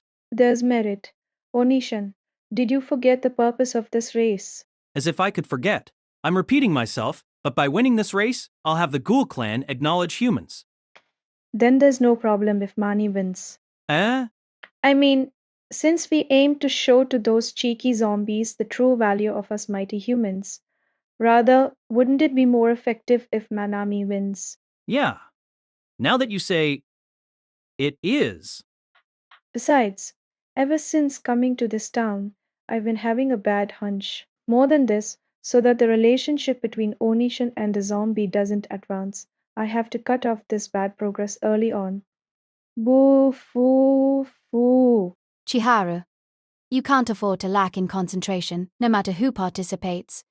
We absolutely must not lose this race. Yeah. That's right. Though I've said it just before, as expected, I think it will be difficult to persuade Zomi's father if Manami wins this race. At the end of the day, the one who wins should be none other than me. And if we're speaking of wanting even more, I want to attain a great difference with the second place. If I manage to stand out like that, from the results of the race, it won't be difficult to propose a negotiation with Zonmi's father. Having recognized the situation anew thanks to Zonmi's warning, my enthusiasm got renewed. When I reached the snowy mountain that had become the racecourse, there were already lots of participants starting to position themselves as they pleased on the starting line. Those numbers. 500? No. Making a low estimate, there were around 600? Since the girls had gotten delayed, changing their clothes, I, who had finished my own arrangements, stood all alone on the snow. Since I had no choice but spacing out, I think I'll check the rules of the 100 Deaths course one more time. The rules are easy. The one from the participants who reaches the top of the snowy mountain the fastest is the victor. However, monsters that can fly are forbidden of doing so. Engaging in direct attacks against other participants is also forbidden. Though, at first glance, it may look like a half-baked competition, negligence is taboo. As even at the best of times, just traveling on a path with deeply piled-up snow can have you break a bone. If you add going up a steep slope, many a monster will easily have his stamina exhausted. Even though I went out of my way to warn you, you're quite eager to die. Chiharu-sama, we've heard the circumstances from Wanazama. Go for it. Maruru, even Aruru. Have you come to cheer me on? Humph, how conceited. We were going to participate in this event since the very start. Could it be that you will be participating in this race? The instant after Arawu started to tell me something. From somewhere on the venue, someone shouted that. Ah! Isn't the one there Princess Eruu? So, does that mean that the person next to her is Princess Meruo? It's true. It may be my first time seeing them in person. I had heard rumors, but they are very beautiful girls. The truth is, I've only participated in this race because I wanted to meet them. As a chain reaction from that voice, other voices kept popping up and the venue became an uproar at once. Ch, they noticed us? Maru muttered in a spiteful voice unbecoming of a beautiful girl. I see. So it was like that? Human. Do your best not to die. Understood. Thanks. Thereafter, the Meru sisters, so as to slip past the glances from those around, quickly left my side. I thought that with Zonmi's case, but, as expected, being a country's princess may bring with it various hardships. Chiharu, don't leave my side. Why, yup. Had I not firmly grasped her hand, pushed by the surge of people, I would have lost Zonmi in a flash. After standing for a bit at the start line, the Forerunner group disappeared from sight before you could say Jack Robinson, and at last we could chat peacefully. But, is this right? It seems we've blundered charging ahead at full strength from the beginning. There's no problem. In this competition, people who make a head start are not bound to have an advantage. Certainly, Zonmi's speech seemed to have a point. It seems that around 3/4 of the participants had rushed out with the starting signal, and in contrast, the remaining quarter seemed to be taking it leisurely. According to Zonmi, in this race along the way, diverse traps were set, and in the worst case, it seems that one has to be prepared to face the danger of losing one's life. This means that starting in the vanguard equals the demerit of being more prone to falling into a trap, while those at the back, as they have the merit of being able to retain their stamina, they can progress better in the race. Nonetheless, it's not like we can remain here forever doing nothing. Chiharu, we will go on soon. Yep, like this. We started the race about 1 minute after the starting signal. After that, I think we kept going up the mountainside for around 30 minutes. Have we been able to avoid the traps as Zomi expected? After going up the snowy mountain for a while, we found a bunch that appeared to be the leading group. Chiharu, be careful. Up there, there's something. Right after Zonmi's warning, there were a succession of tremors in the ground, and as a result, big holes appeared here and there. And from inside those holes, around 100 monsters appeared all at once. Their length is about, now, 5 meters or so. They were cute monsters with tufty white fur and round eyes. Though it's not like their size is especially big compared to the monsters that I've met till now, the highlight was their numbers. Surprisingly, it may be the first time I've seen so many of the same monster before me at the same time. Zonmi, what are these monsters? These children are snow moles. Properly speaking, they are not monsters, they are beings called magical beasts that don't have intelligence. At a glance, they have charming looks, but their true nature is that of ferocious carnivores. They hunt other beings in groups and eat their prey alive. At that time when a question mark was floating above my head. Guh! Ha! A mummy man Brett, question_market test but was running in the attack group, raised a cry of agony having his head gnawed by a snow mole. I withdraw my statement. With such a cute face, what a wretched thing to zoos on me. That guy, look, isn't that guy in danger? Chiharu, we cannot afford to worry about other people. Moreover, I told you, this competition is more exciting with some weak people mixed in. More or less, having victims makes the show more exciting. Thinking about it, Zonmi boldly speaking without hesitation about these dreadful things gives me the chills. However, I agree with Zonmi's words that we can't afford to worry about other people. That's fine. I mean, hey, that guy, he's a mummy man. He's from the undead tribe. Being from the undead tribe, he wouldn't die just by having his head gnawed. Surely, perhaps.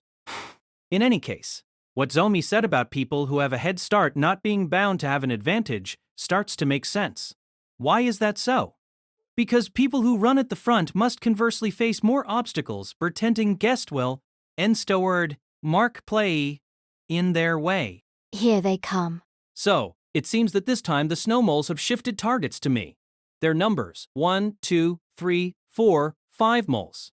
About the same number of snow moles rushed on to Zonmi. Pukyu. Zonmi, with the umbrella she had produced out of nowhere, really, how come she always produces it out of nowhere, fought back the snow moles. Be that as it may, you're amazingly nimble. The attacks she directed against the snow moles, all critical hits to their weak points. The crown of their heads utterly managed to turn the tables around. As she managed that chain of attacks without stopping her feet nor going off from her running course, I don't know the depths of Zanmi's true power. You too, Chiharu. Haven't you managed to avoid the snow mole's attacks with the least movements without even glancing to the enemy's actions? I, sometimes, become astonished from the speed of your growth. I don't think it's like that.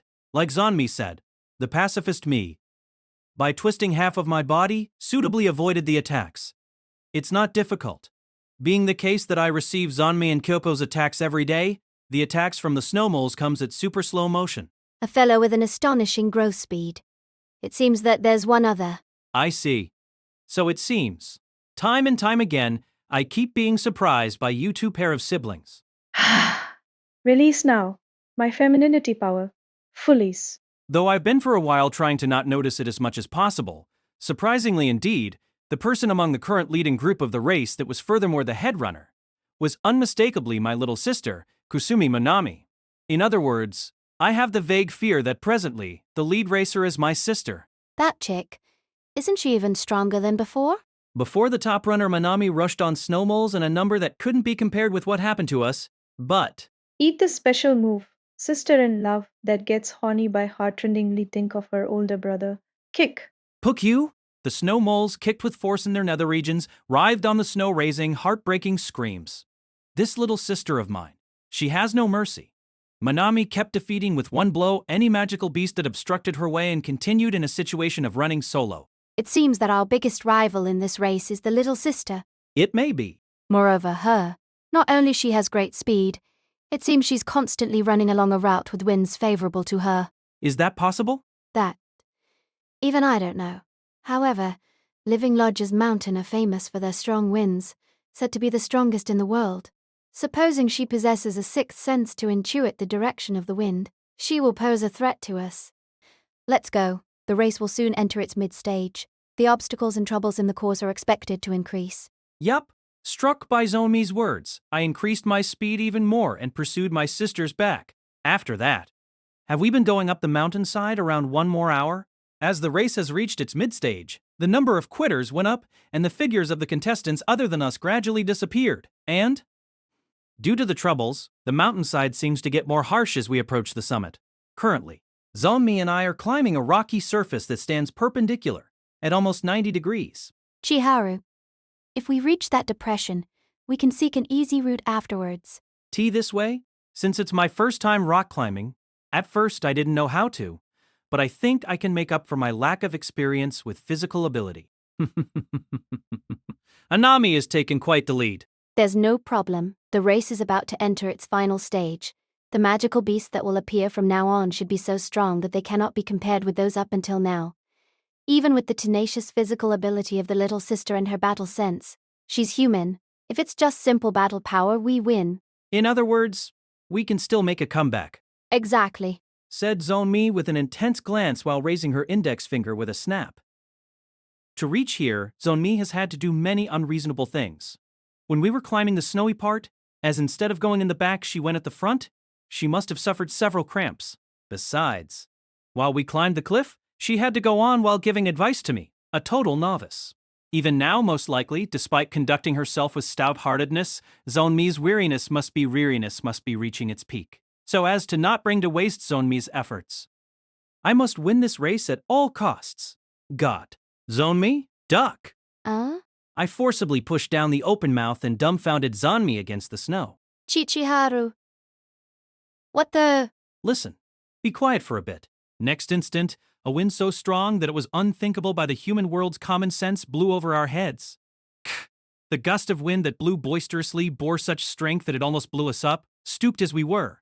Eventually, the wind passed by and Zonmi, fixing her posture and with a face that said, "I can't understand," addressed my previous actions. I can't believe it. How could you, just now, know that the wind was going to blow? No, just.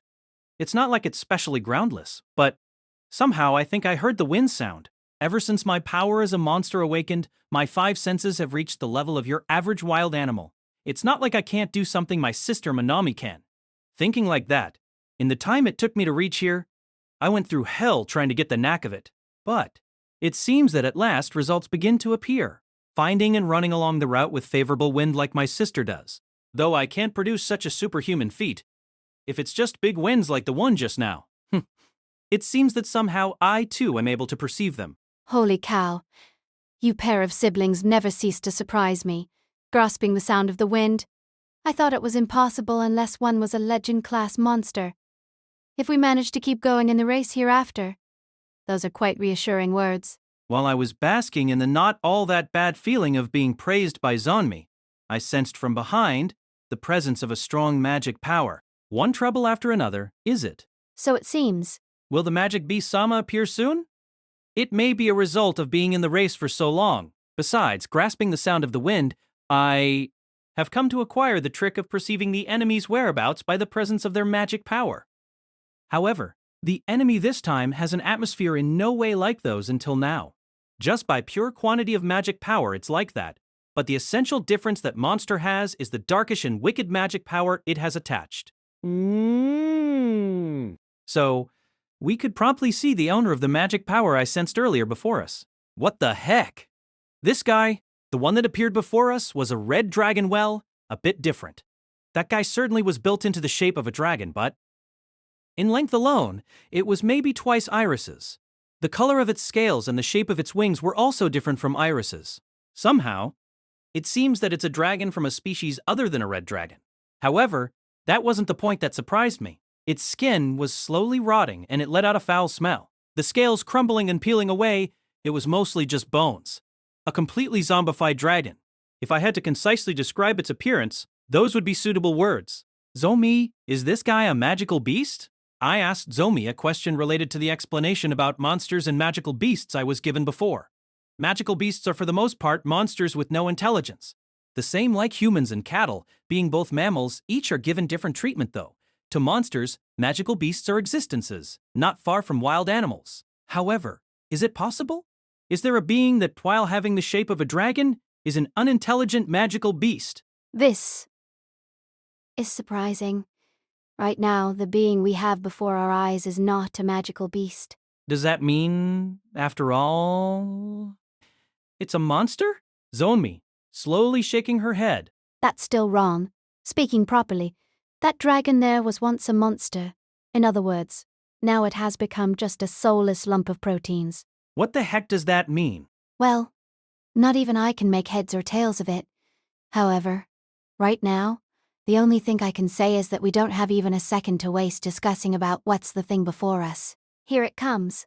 The completely zombified dragon. That's right. Why don't we address it from now on as Skull Dragon? The Skull Dragon moved its huge forelimb so as to trample down on my body. So fast? There is a remarkable difference with the attacks of the snow moles back then. If I was careless, this attack just now could have smashed my head. However, no matter how many enemies, or if it's an unidentified strong foe, I am fortunate to have such a reassuring partner. Having just now gone around the side of the enemy, Zonmi has already thrust the tip of her umbrella at the back of the neck of the Skull Dragon. A critical hit.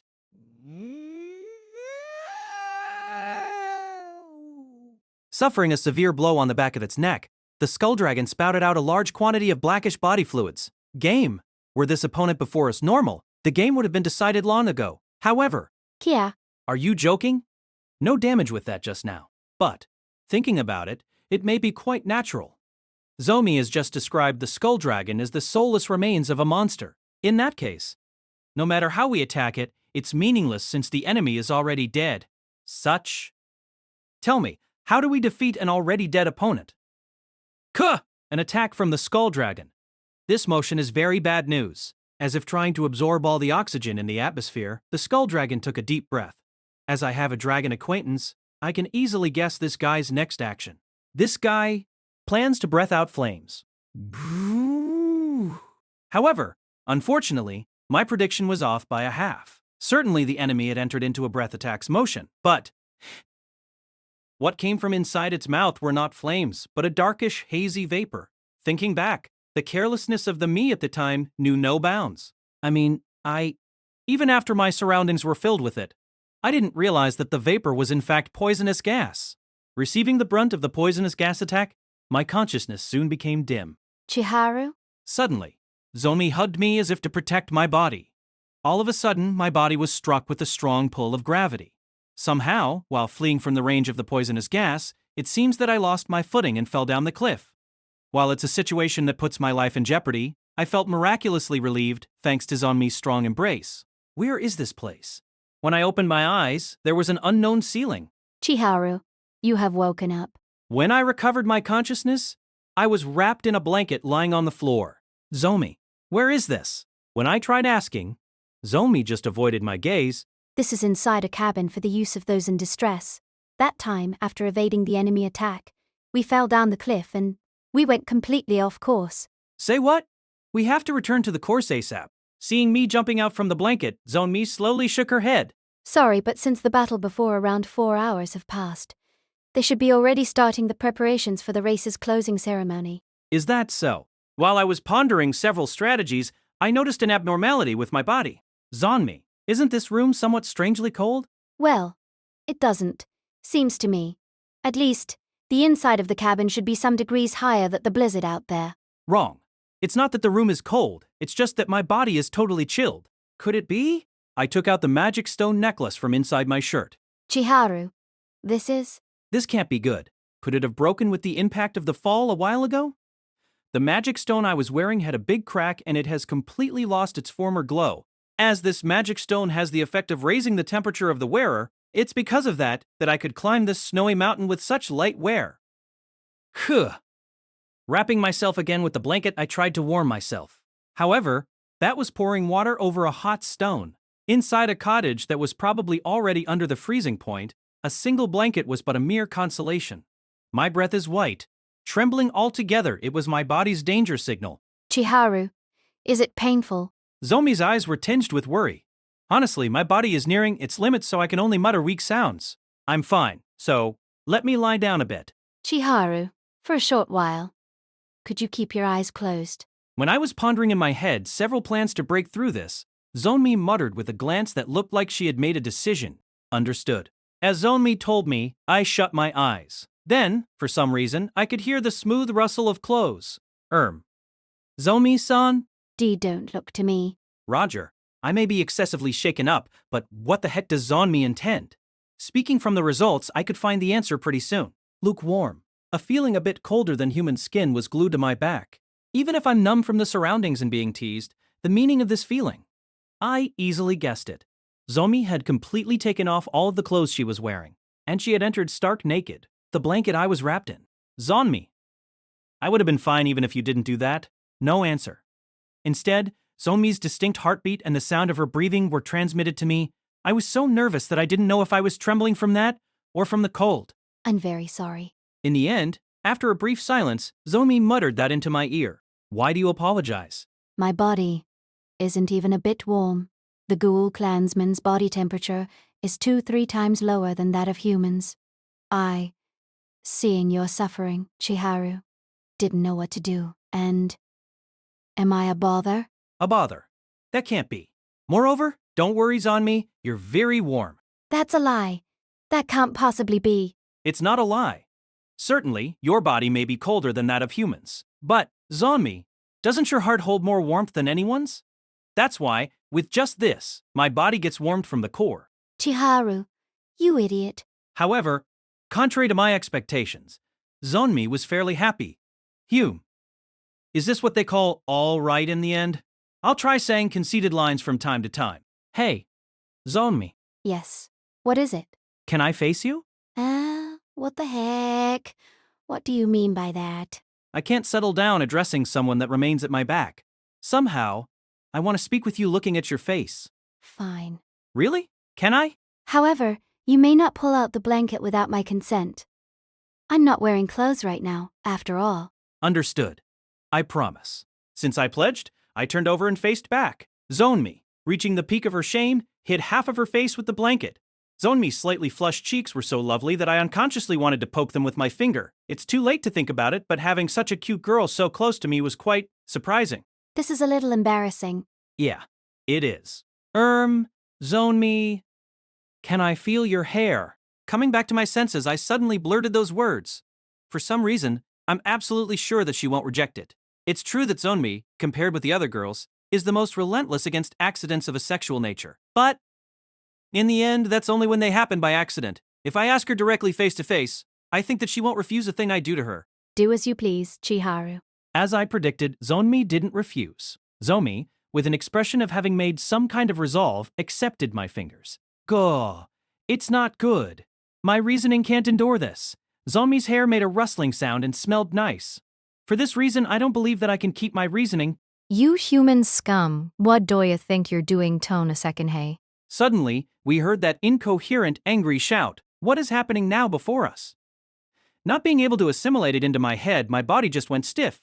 To think people came expressly to save you, and before them you, Tanishan, you Nile, you do those rude things. Human, I'll kill you. I'll kill you and feed you to Aruru. Oh, ouch. What did you do that for, Aruru? The mutual consent? You moron. Nichin wouldn't willingly show her naked body to a man. Loving couples? Do you mean that Nihikan and the human are girlfriend and boyfriend? Or else they are showing each other their naked bodies despite not being boyfriend and girlfriend? I know about that. Those things are what's commonly called adultery and bitch. Hapaf.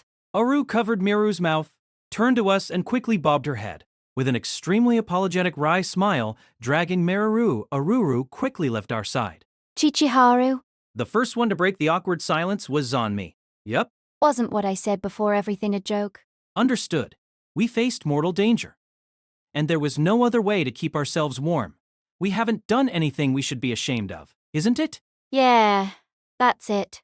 Of course, it's like that. I'm curious about as to why is Zonmi making such a long face, but for the present, I was relieved by that confirmation. That was dangerous. Somehow, I think I will later regard it as cowardice, but if hindrances hadn't come like that, surely I think that our relationship would have changed beyond repair. In order to not hurt Zonmi, of course, but also Kyoko, Iris, and Manami, if I were careless, my thoughtless actions might disrupt my relationship with them. It's too late to say this.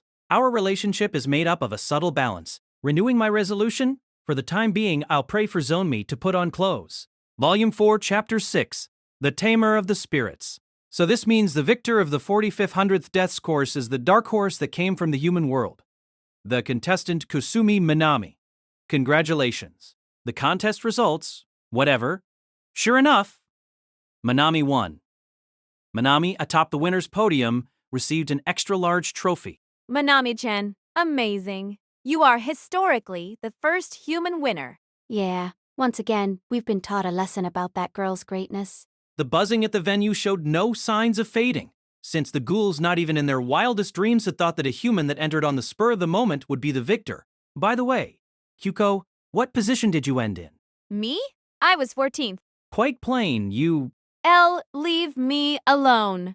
Thinking about it calmly, I believe that Yukoko achieved 14th place of nearly 600 contestants, despite being her first time participating was a good performance, but compared with my sister's active role, it can't be seen as anything but plain. At any rate, that dragon that attacked us on the way, what the heck was it?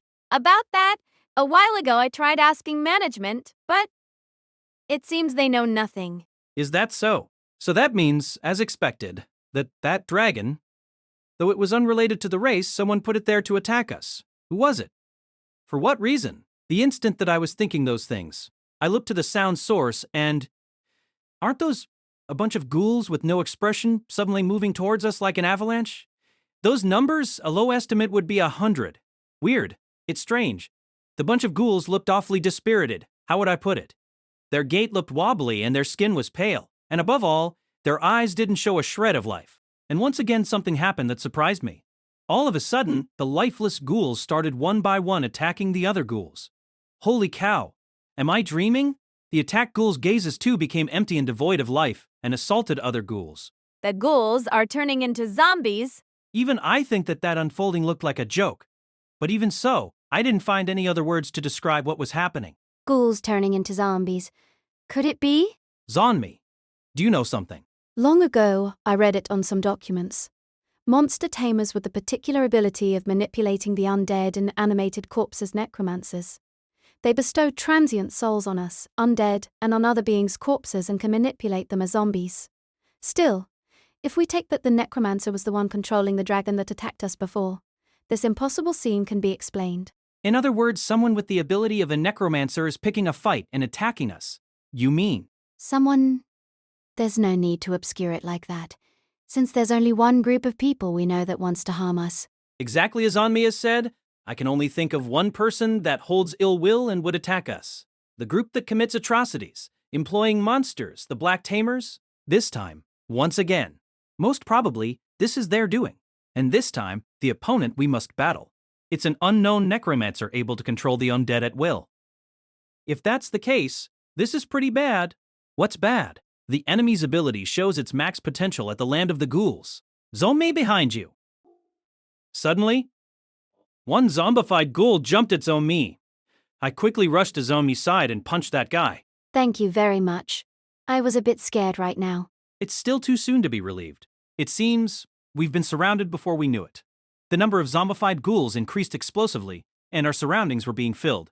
I, Zonmi, and Kyuko covered each other backs to get rid of any blind spots. Ghouls of lowly standing are reckless fellows for opposing my master. The huge flame pillar situated as if to protect us has power to keep the zombies at bay for about 10 minutes. Iris, and moreover, Lila-san, and even Manami. Have you come to help us? Chiharu-sama, I beg your pardon. The ones who have launched this attack, I dare say, it would be the Black Tamers. I don't know how they did it, but it seems that they have already found our whereabouts. Fine monster tamer, what shall I do? If that's what thou wantest, I can turn to ashes in an instant every ghoul here. What Iris is saying is true. Like Zonmi, monsters from the undead tribe are extremely weak to heat, however. No, let's not attack them. They are just being controlled by a necromancer. I don't want to harm unrelated monsters. I agree with Haru. If what the enemy seeks is to use the zombies to engage in a battle of attrition, we'll be playing into their hand. There's something that we must put as top priority, that is, to guarantee Chiharu-sama's safety.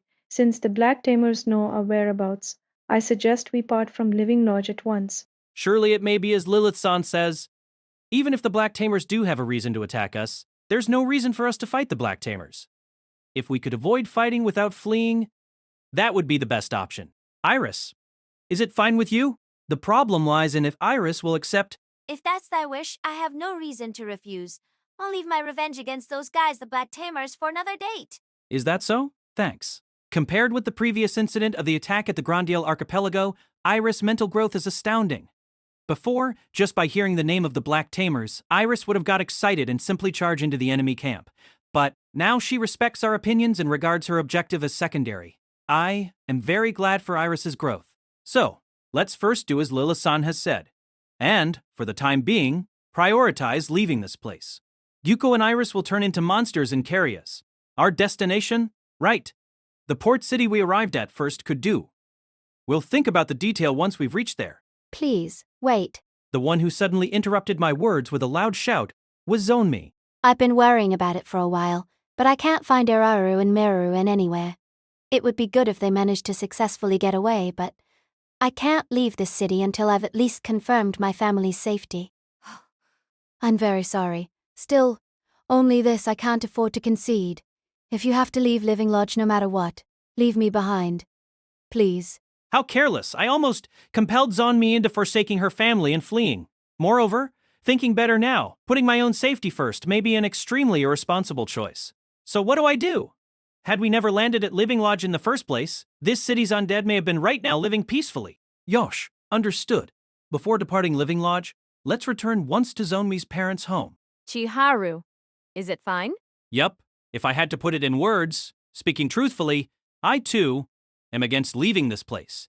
We haven't persuaded Zonmi's father yet.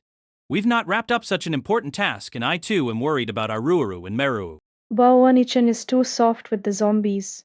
Understood. If those are your instructions, Chiharu-sama, I won't stop you. However, I earnestly ask you to not exceed yourself. Roger. At a time like this, it's reassuring to have monsters that can fly. We rode onto the transformed Iris and Kyuko's backs and set off to Zonmi's parents' home. When we reached the Ghoul clan's castle, which was Zonmi's parents' home, Zonmi's father, Satosu-san, standing upon the fort while shouting directions to many brawny soldiers, battled the zombified ghouls. Father, you're safe. Satosu-san, sighing from relief with a face of deep reassurance, Thank you very much. That aside, how's the situation like at the city? Is that so? Weird. It makes no sense. As the enemy's objective was to manipulate the ghouls to attack us, was it necessary to brainwash all of the ghouls in the city? They haven't returned to the castle? To tell the truth, we are also looking for them. Satusa-san deeply sighed. By the way, is there any way to return the zombified people to how they were? Then we could save the civilians? I see. I looked towards the voice, and I could see a boy carrying a megaphone in his left hand instead of on his right one. Darn. As soon as he's mentioned, he appears besides us? I didn't expect that he would show himself to us so soon. I'm grateful, but despite things going on successfully, I felt a bad presentiment. Jumping down from the fortress, I confronted the necromancer face to face. The boy called Lance was quite younger than me. His age was around the first year of middle school, perhaps? Noelle, with whom I've battled before, also looked quite young. The Black's Tamers, perhaps, are a group with a surprisingly low average age. I'm the Kusumi Chiharu you're looking for, but what do you wish for? The boy called Lance chuckled. Can I trust your words? Hey, he's going to annihilate nearly half of the population. Surely I think that that's impossible. But this guy, does he truly mean what he said? This city's undead's lives, does he think of them as bugs? Chiharu, don't be fooled by the enemy's words. Probably. That's a bluff. Even if he's a necromancer, there's no way he can erase souls. Lance laughed fearlessly.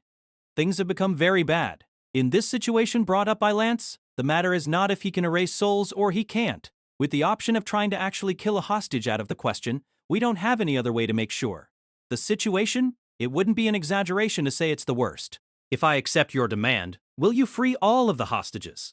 Understood. I accept your demand. Chiharu? This? What peaceful negotiation? The opponent that has been using thoroughly prepared sly moves until now. At this point, there's no way that he'll keep that promise. Probably. No, definitely it won't unfold as a one-on-one dialogue. Sorry, Zonmi. Everyone. Even so, no matter which traps he set after that, I can't let people die before me when their lives are exposed to risk. I picked up the warp ring that's left on the snow and put it on. So, my consciousness instantly faded and the scenery and sounds around me drowned out. Ah! Could this be what monsters feel each time they are summoned? Chiharu. Inside my dim consciousness, I think I heard Zonmi's voice at the end. When I got back to my senses, I was in the middle of a snow-covered scenery. I looked around. What the heck? It was quite an unexpected development. For me, the worst case would have been getting summoned inside a gas chamber, or else getting trapped with monsters all around, driven into a corner. That kind of thing was what I was expecting.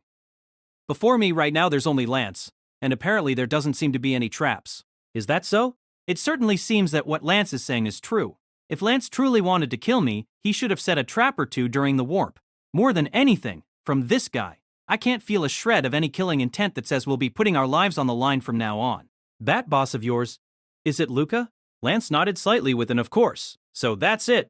First, now that he mentions it, Noelle, with whom I fought before, also introduced herself as a first. Thinking back deeply, I think that the black-suited monster tamer I battled first called himself a second. Do those words hide a secret of the Black Tamers? Just a question. You Black Tamers, fellows? Weren't you born different from me, as total humans? Despite that, how come you can transform into monsters? Lance started his speech like that. What the heck? If what he says is correct, does it mean that the Black Tamers were originally apart from the IMA?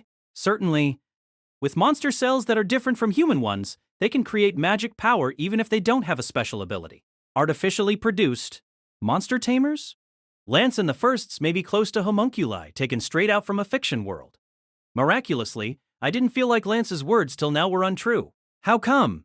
It doesn't seem like, at this time, Lance has to lie in such a roundabout way, and if these words are real, then I can understand how, despite having a human body, they can turn into monsters.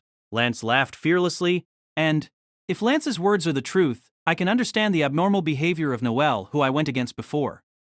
Her mind is aberrantly unbalanced. In what kind of environment has one to live in to bring up a girl like her? That was the doubt I held since long ago. I didn't know the IMA from before had such a blemish. My head unable to keep up with this excessive revealing of important facts, my thinking froze. Not a thing. Until now, I thought the IMA is good and the Black Tamers is evil. Though I took everything in terms of good or bad, reality is different.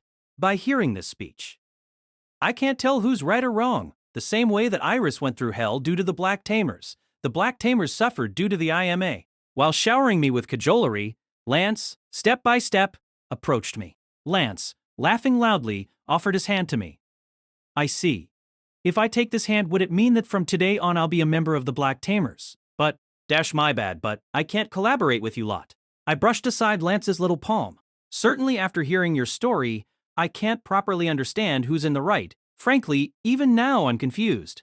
But, until I came here, I had to bear with an uncountable amount of things. Is this how? To protect Zonmi, to protect Kyuko, to protect Iris, to protect Manami, to protect Lilith-san, so that they can live happily, I must protect the world. That's why I and you lot are incompatible. Lance's smile, as if crafted from fine glass, seemed to crack with a jingle.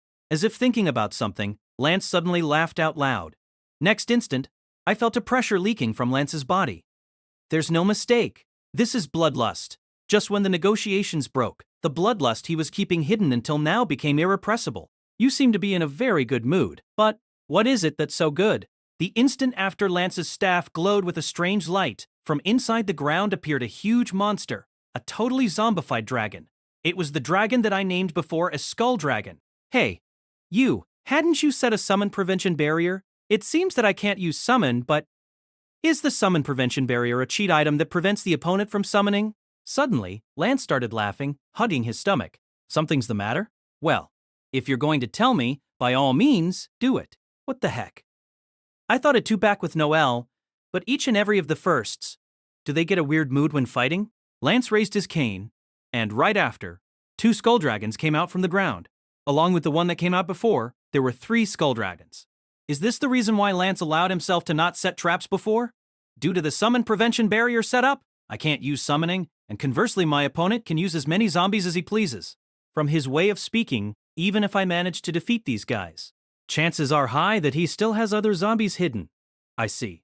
Certainly, if you think about it normally, this may be being driven into a corner. From when has been it that I lost my sense of normalcy? From when has been it that I've ended in a kind of mental state where I don't feel that it's a significant crisis? A mighty power sometimes changes people's personalities, so that this power doesn't engulf me. I must be cautious. With everyone, I'll protect the world where all of them can smile.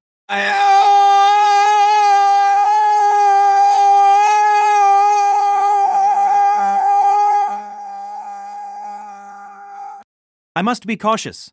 With everyone, protect the world where all of them can smile. Limiter release. In mousing. The instant after releasing the power of my limiter, wrapped up in a dazzling flash all around, echoed Lance's shriek. Good. Since it's been a long time since I last transformed into a monster, I was worrying if it would go well, but it's been a total success. Transformed into a monster, my hair grew until it reached the ground. This time, in order to conserve strength to fight longer, I didn't grow wings from my back. It seems that the power of my limiter, when releasing its full power, my appearance changes with the amount released. Right after Lance howled, the skull dragons attacked simultaneously from the front, the back, and the side. However, with my limiter released, to me, something like this didn't count as an attack. I, lightly parrying the skull dragon's attacks, nimbly kicked the ground and entered into an offensive motion. I don't have time to spare. That I didn't employ the power of the limiter during the 100 Deaths course. Wasn't because I was unwilling in the least to use it. This power, its durability is extremely lacking.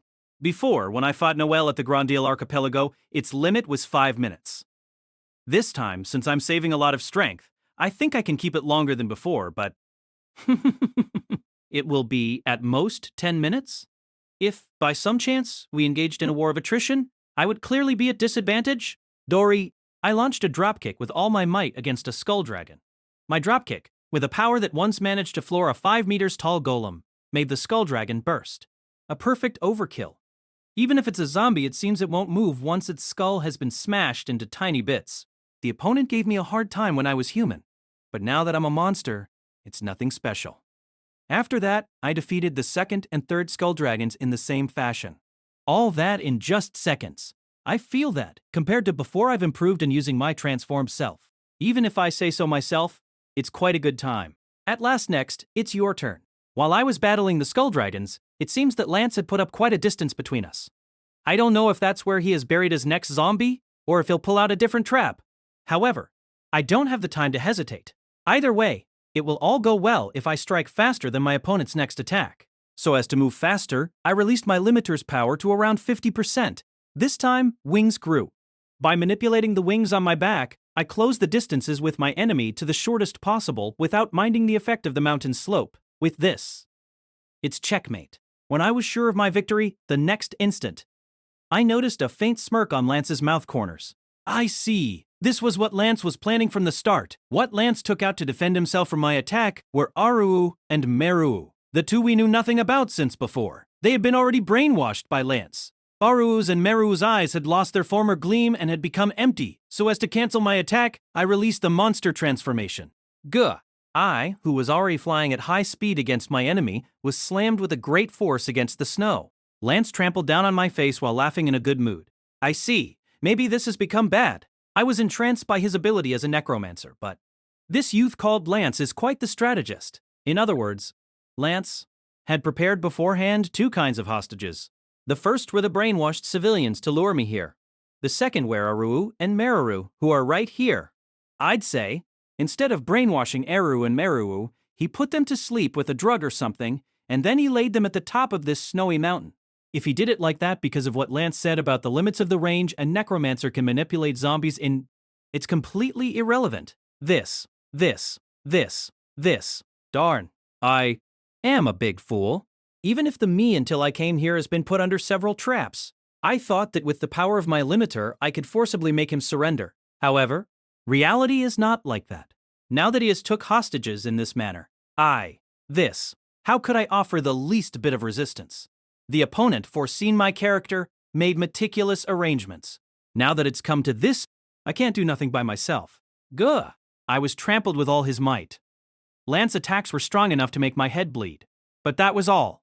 The injuries on my head were healed in a flash by the automatic regeneration ability of my limiter.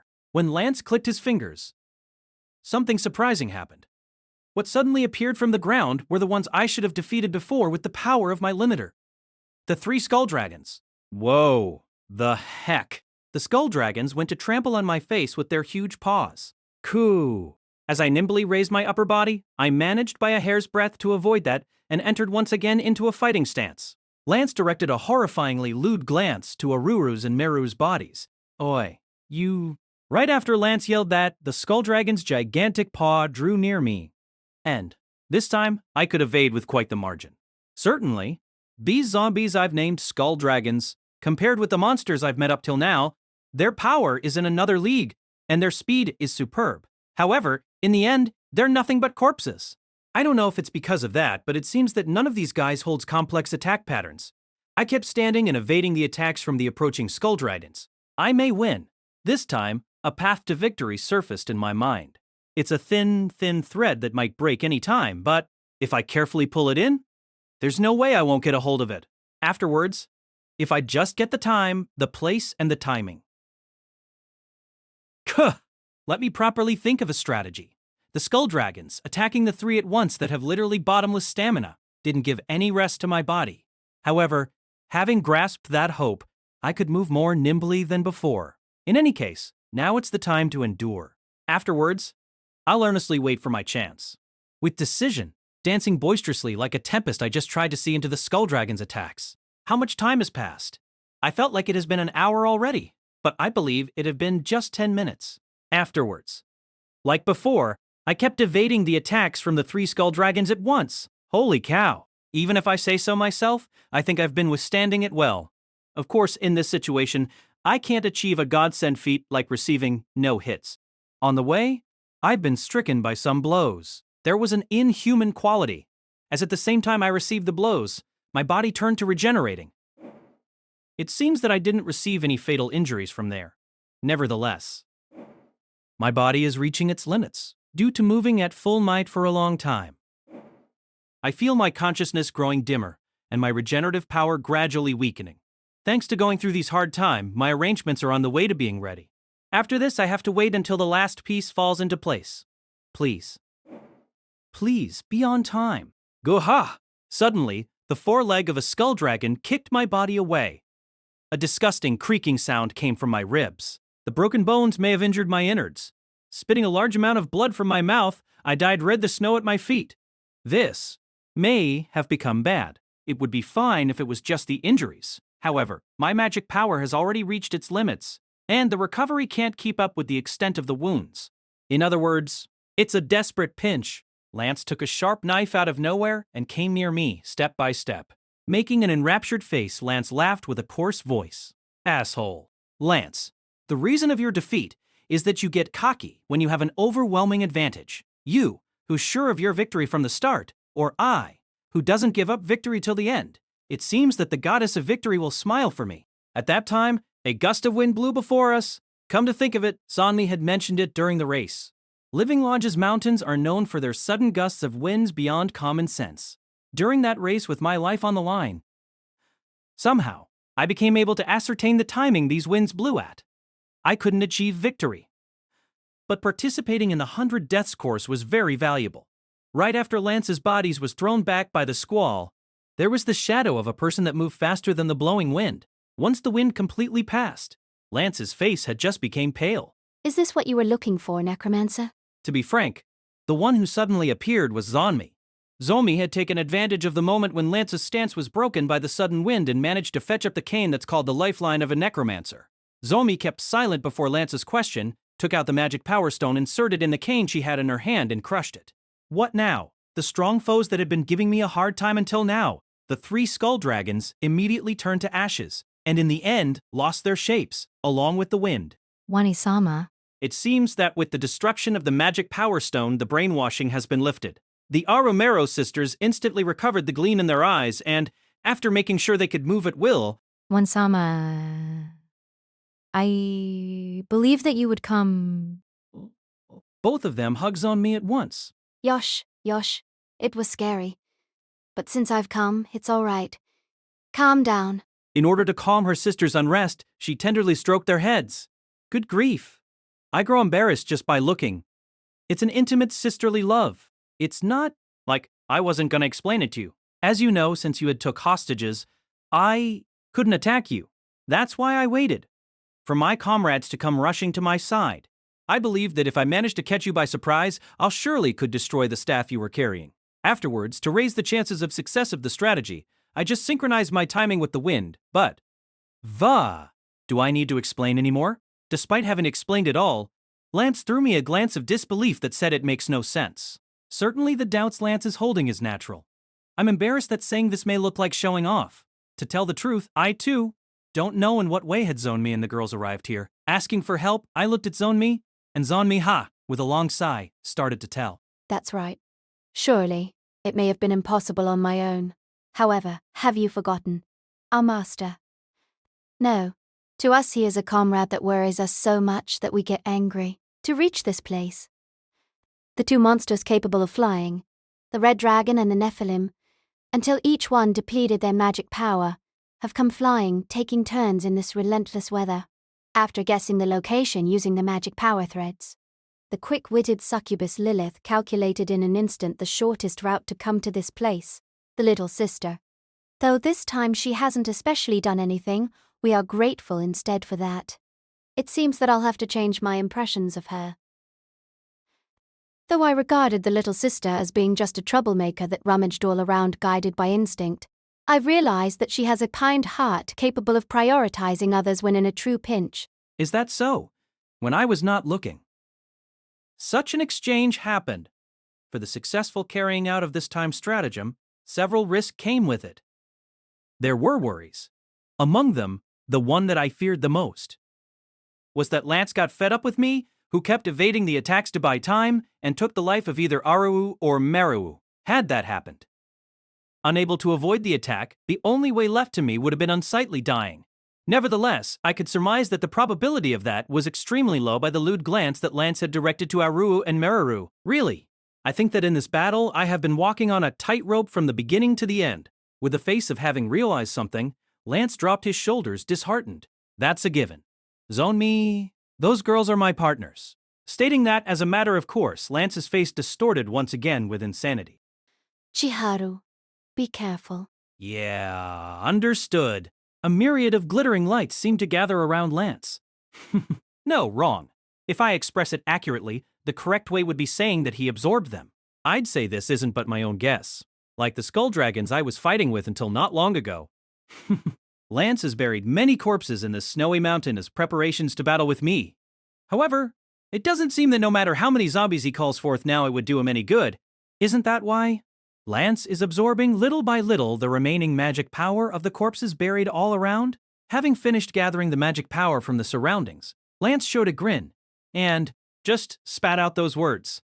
The next instant, Lance's body started swelling and changing to a grotesque shape, and what appeared before me was a skeleton wielding a 2 meters long big scythe.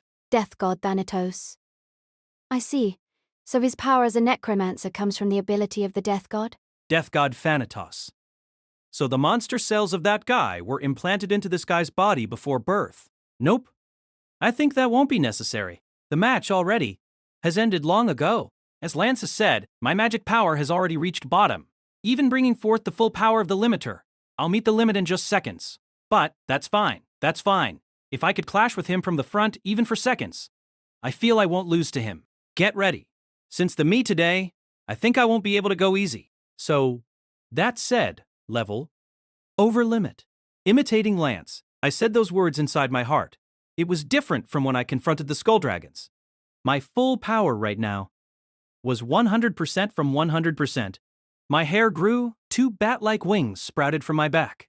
I felt like magic power filled me from head to toe. That amount of magic power was so vast that it melted the snow around me in an instant. If I'm not careful, there's the danger that it will swallow me. To tell the truth, I too am curious about that.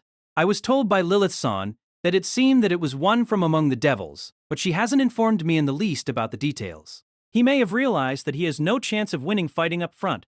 As such, following that victory goes to the one who hits first. Lance brandished his huge scythe against me. Wrong. Speaking properly, I simply circled to your side. It's just that our difference in power is so overwhelming that just by moving about normally, it makes you think that I've disappeared. Critical hit. Lance burrowed through the ground made of ice as if it had sunk in. In the end, after going on for about 10 meters, his magic power got depleted. Released of his transformation, Lance just spat blood with his eyes showing the whites. Like that, since he didn't even twitch, I think that this should be all there is. By fighting seriously, it was a too quick and excessively one-sided end of act. This marks the end of our long battle.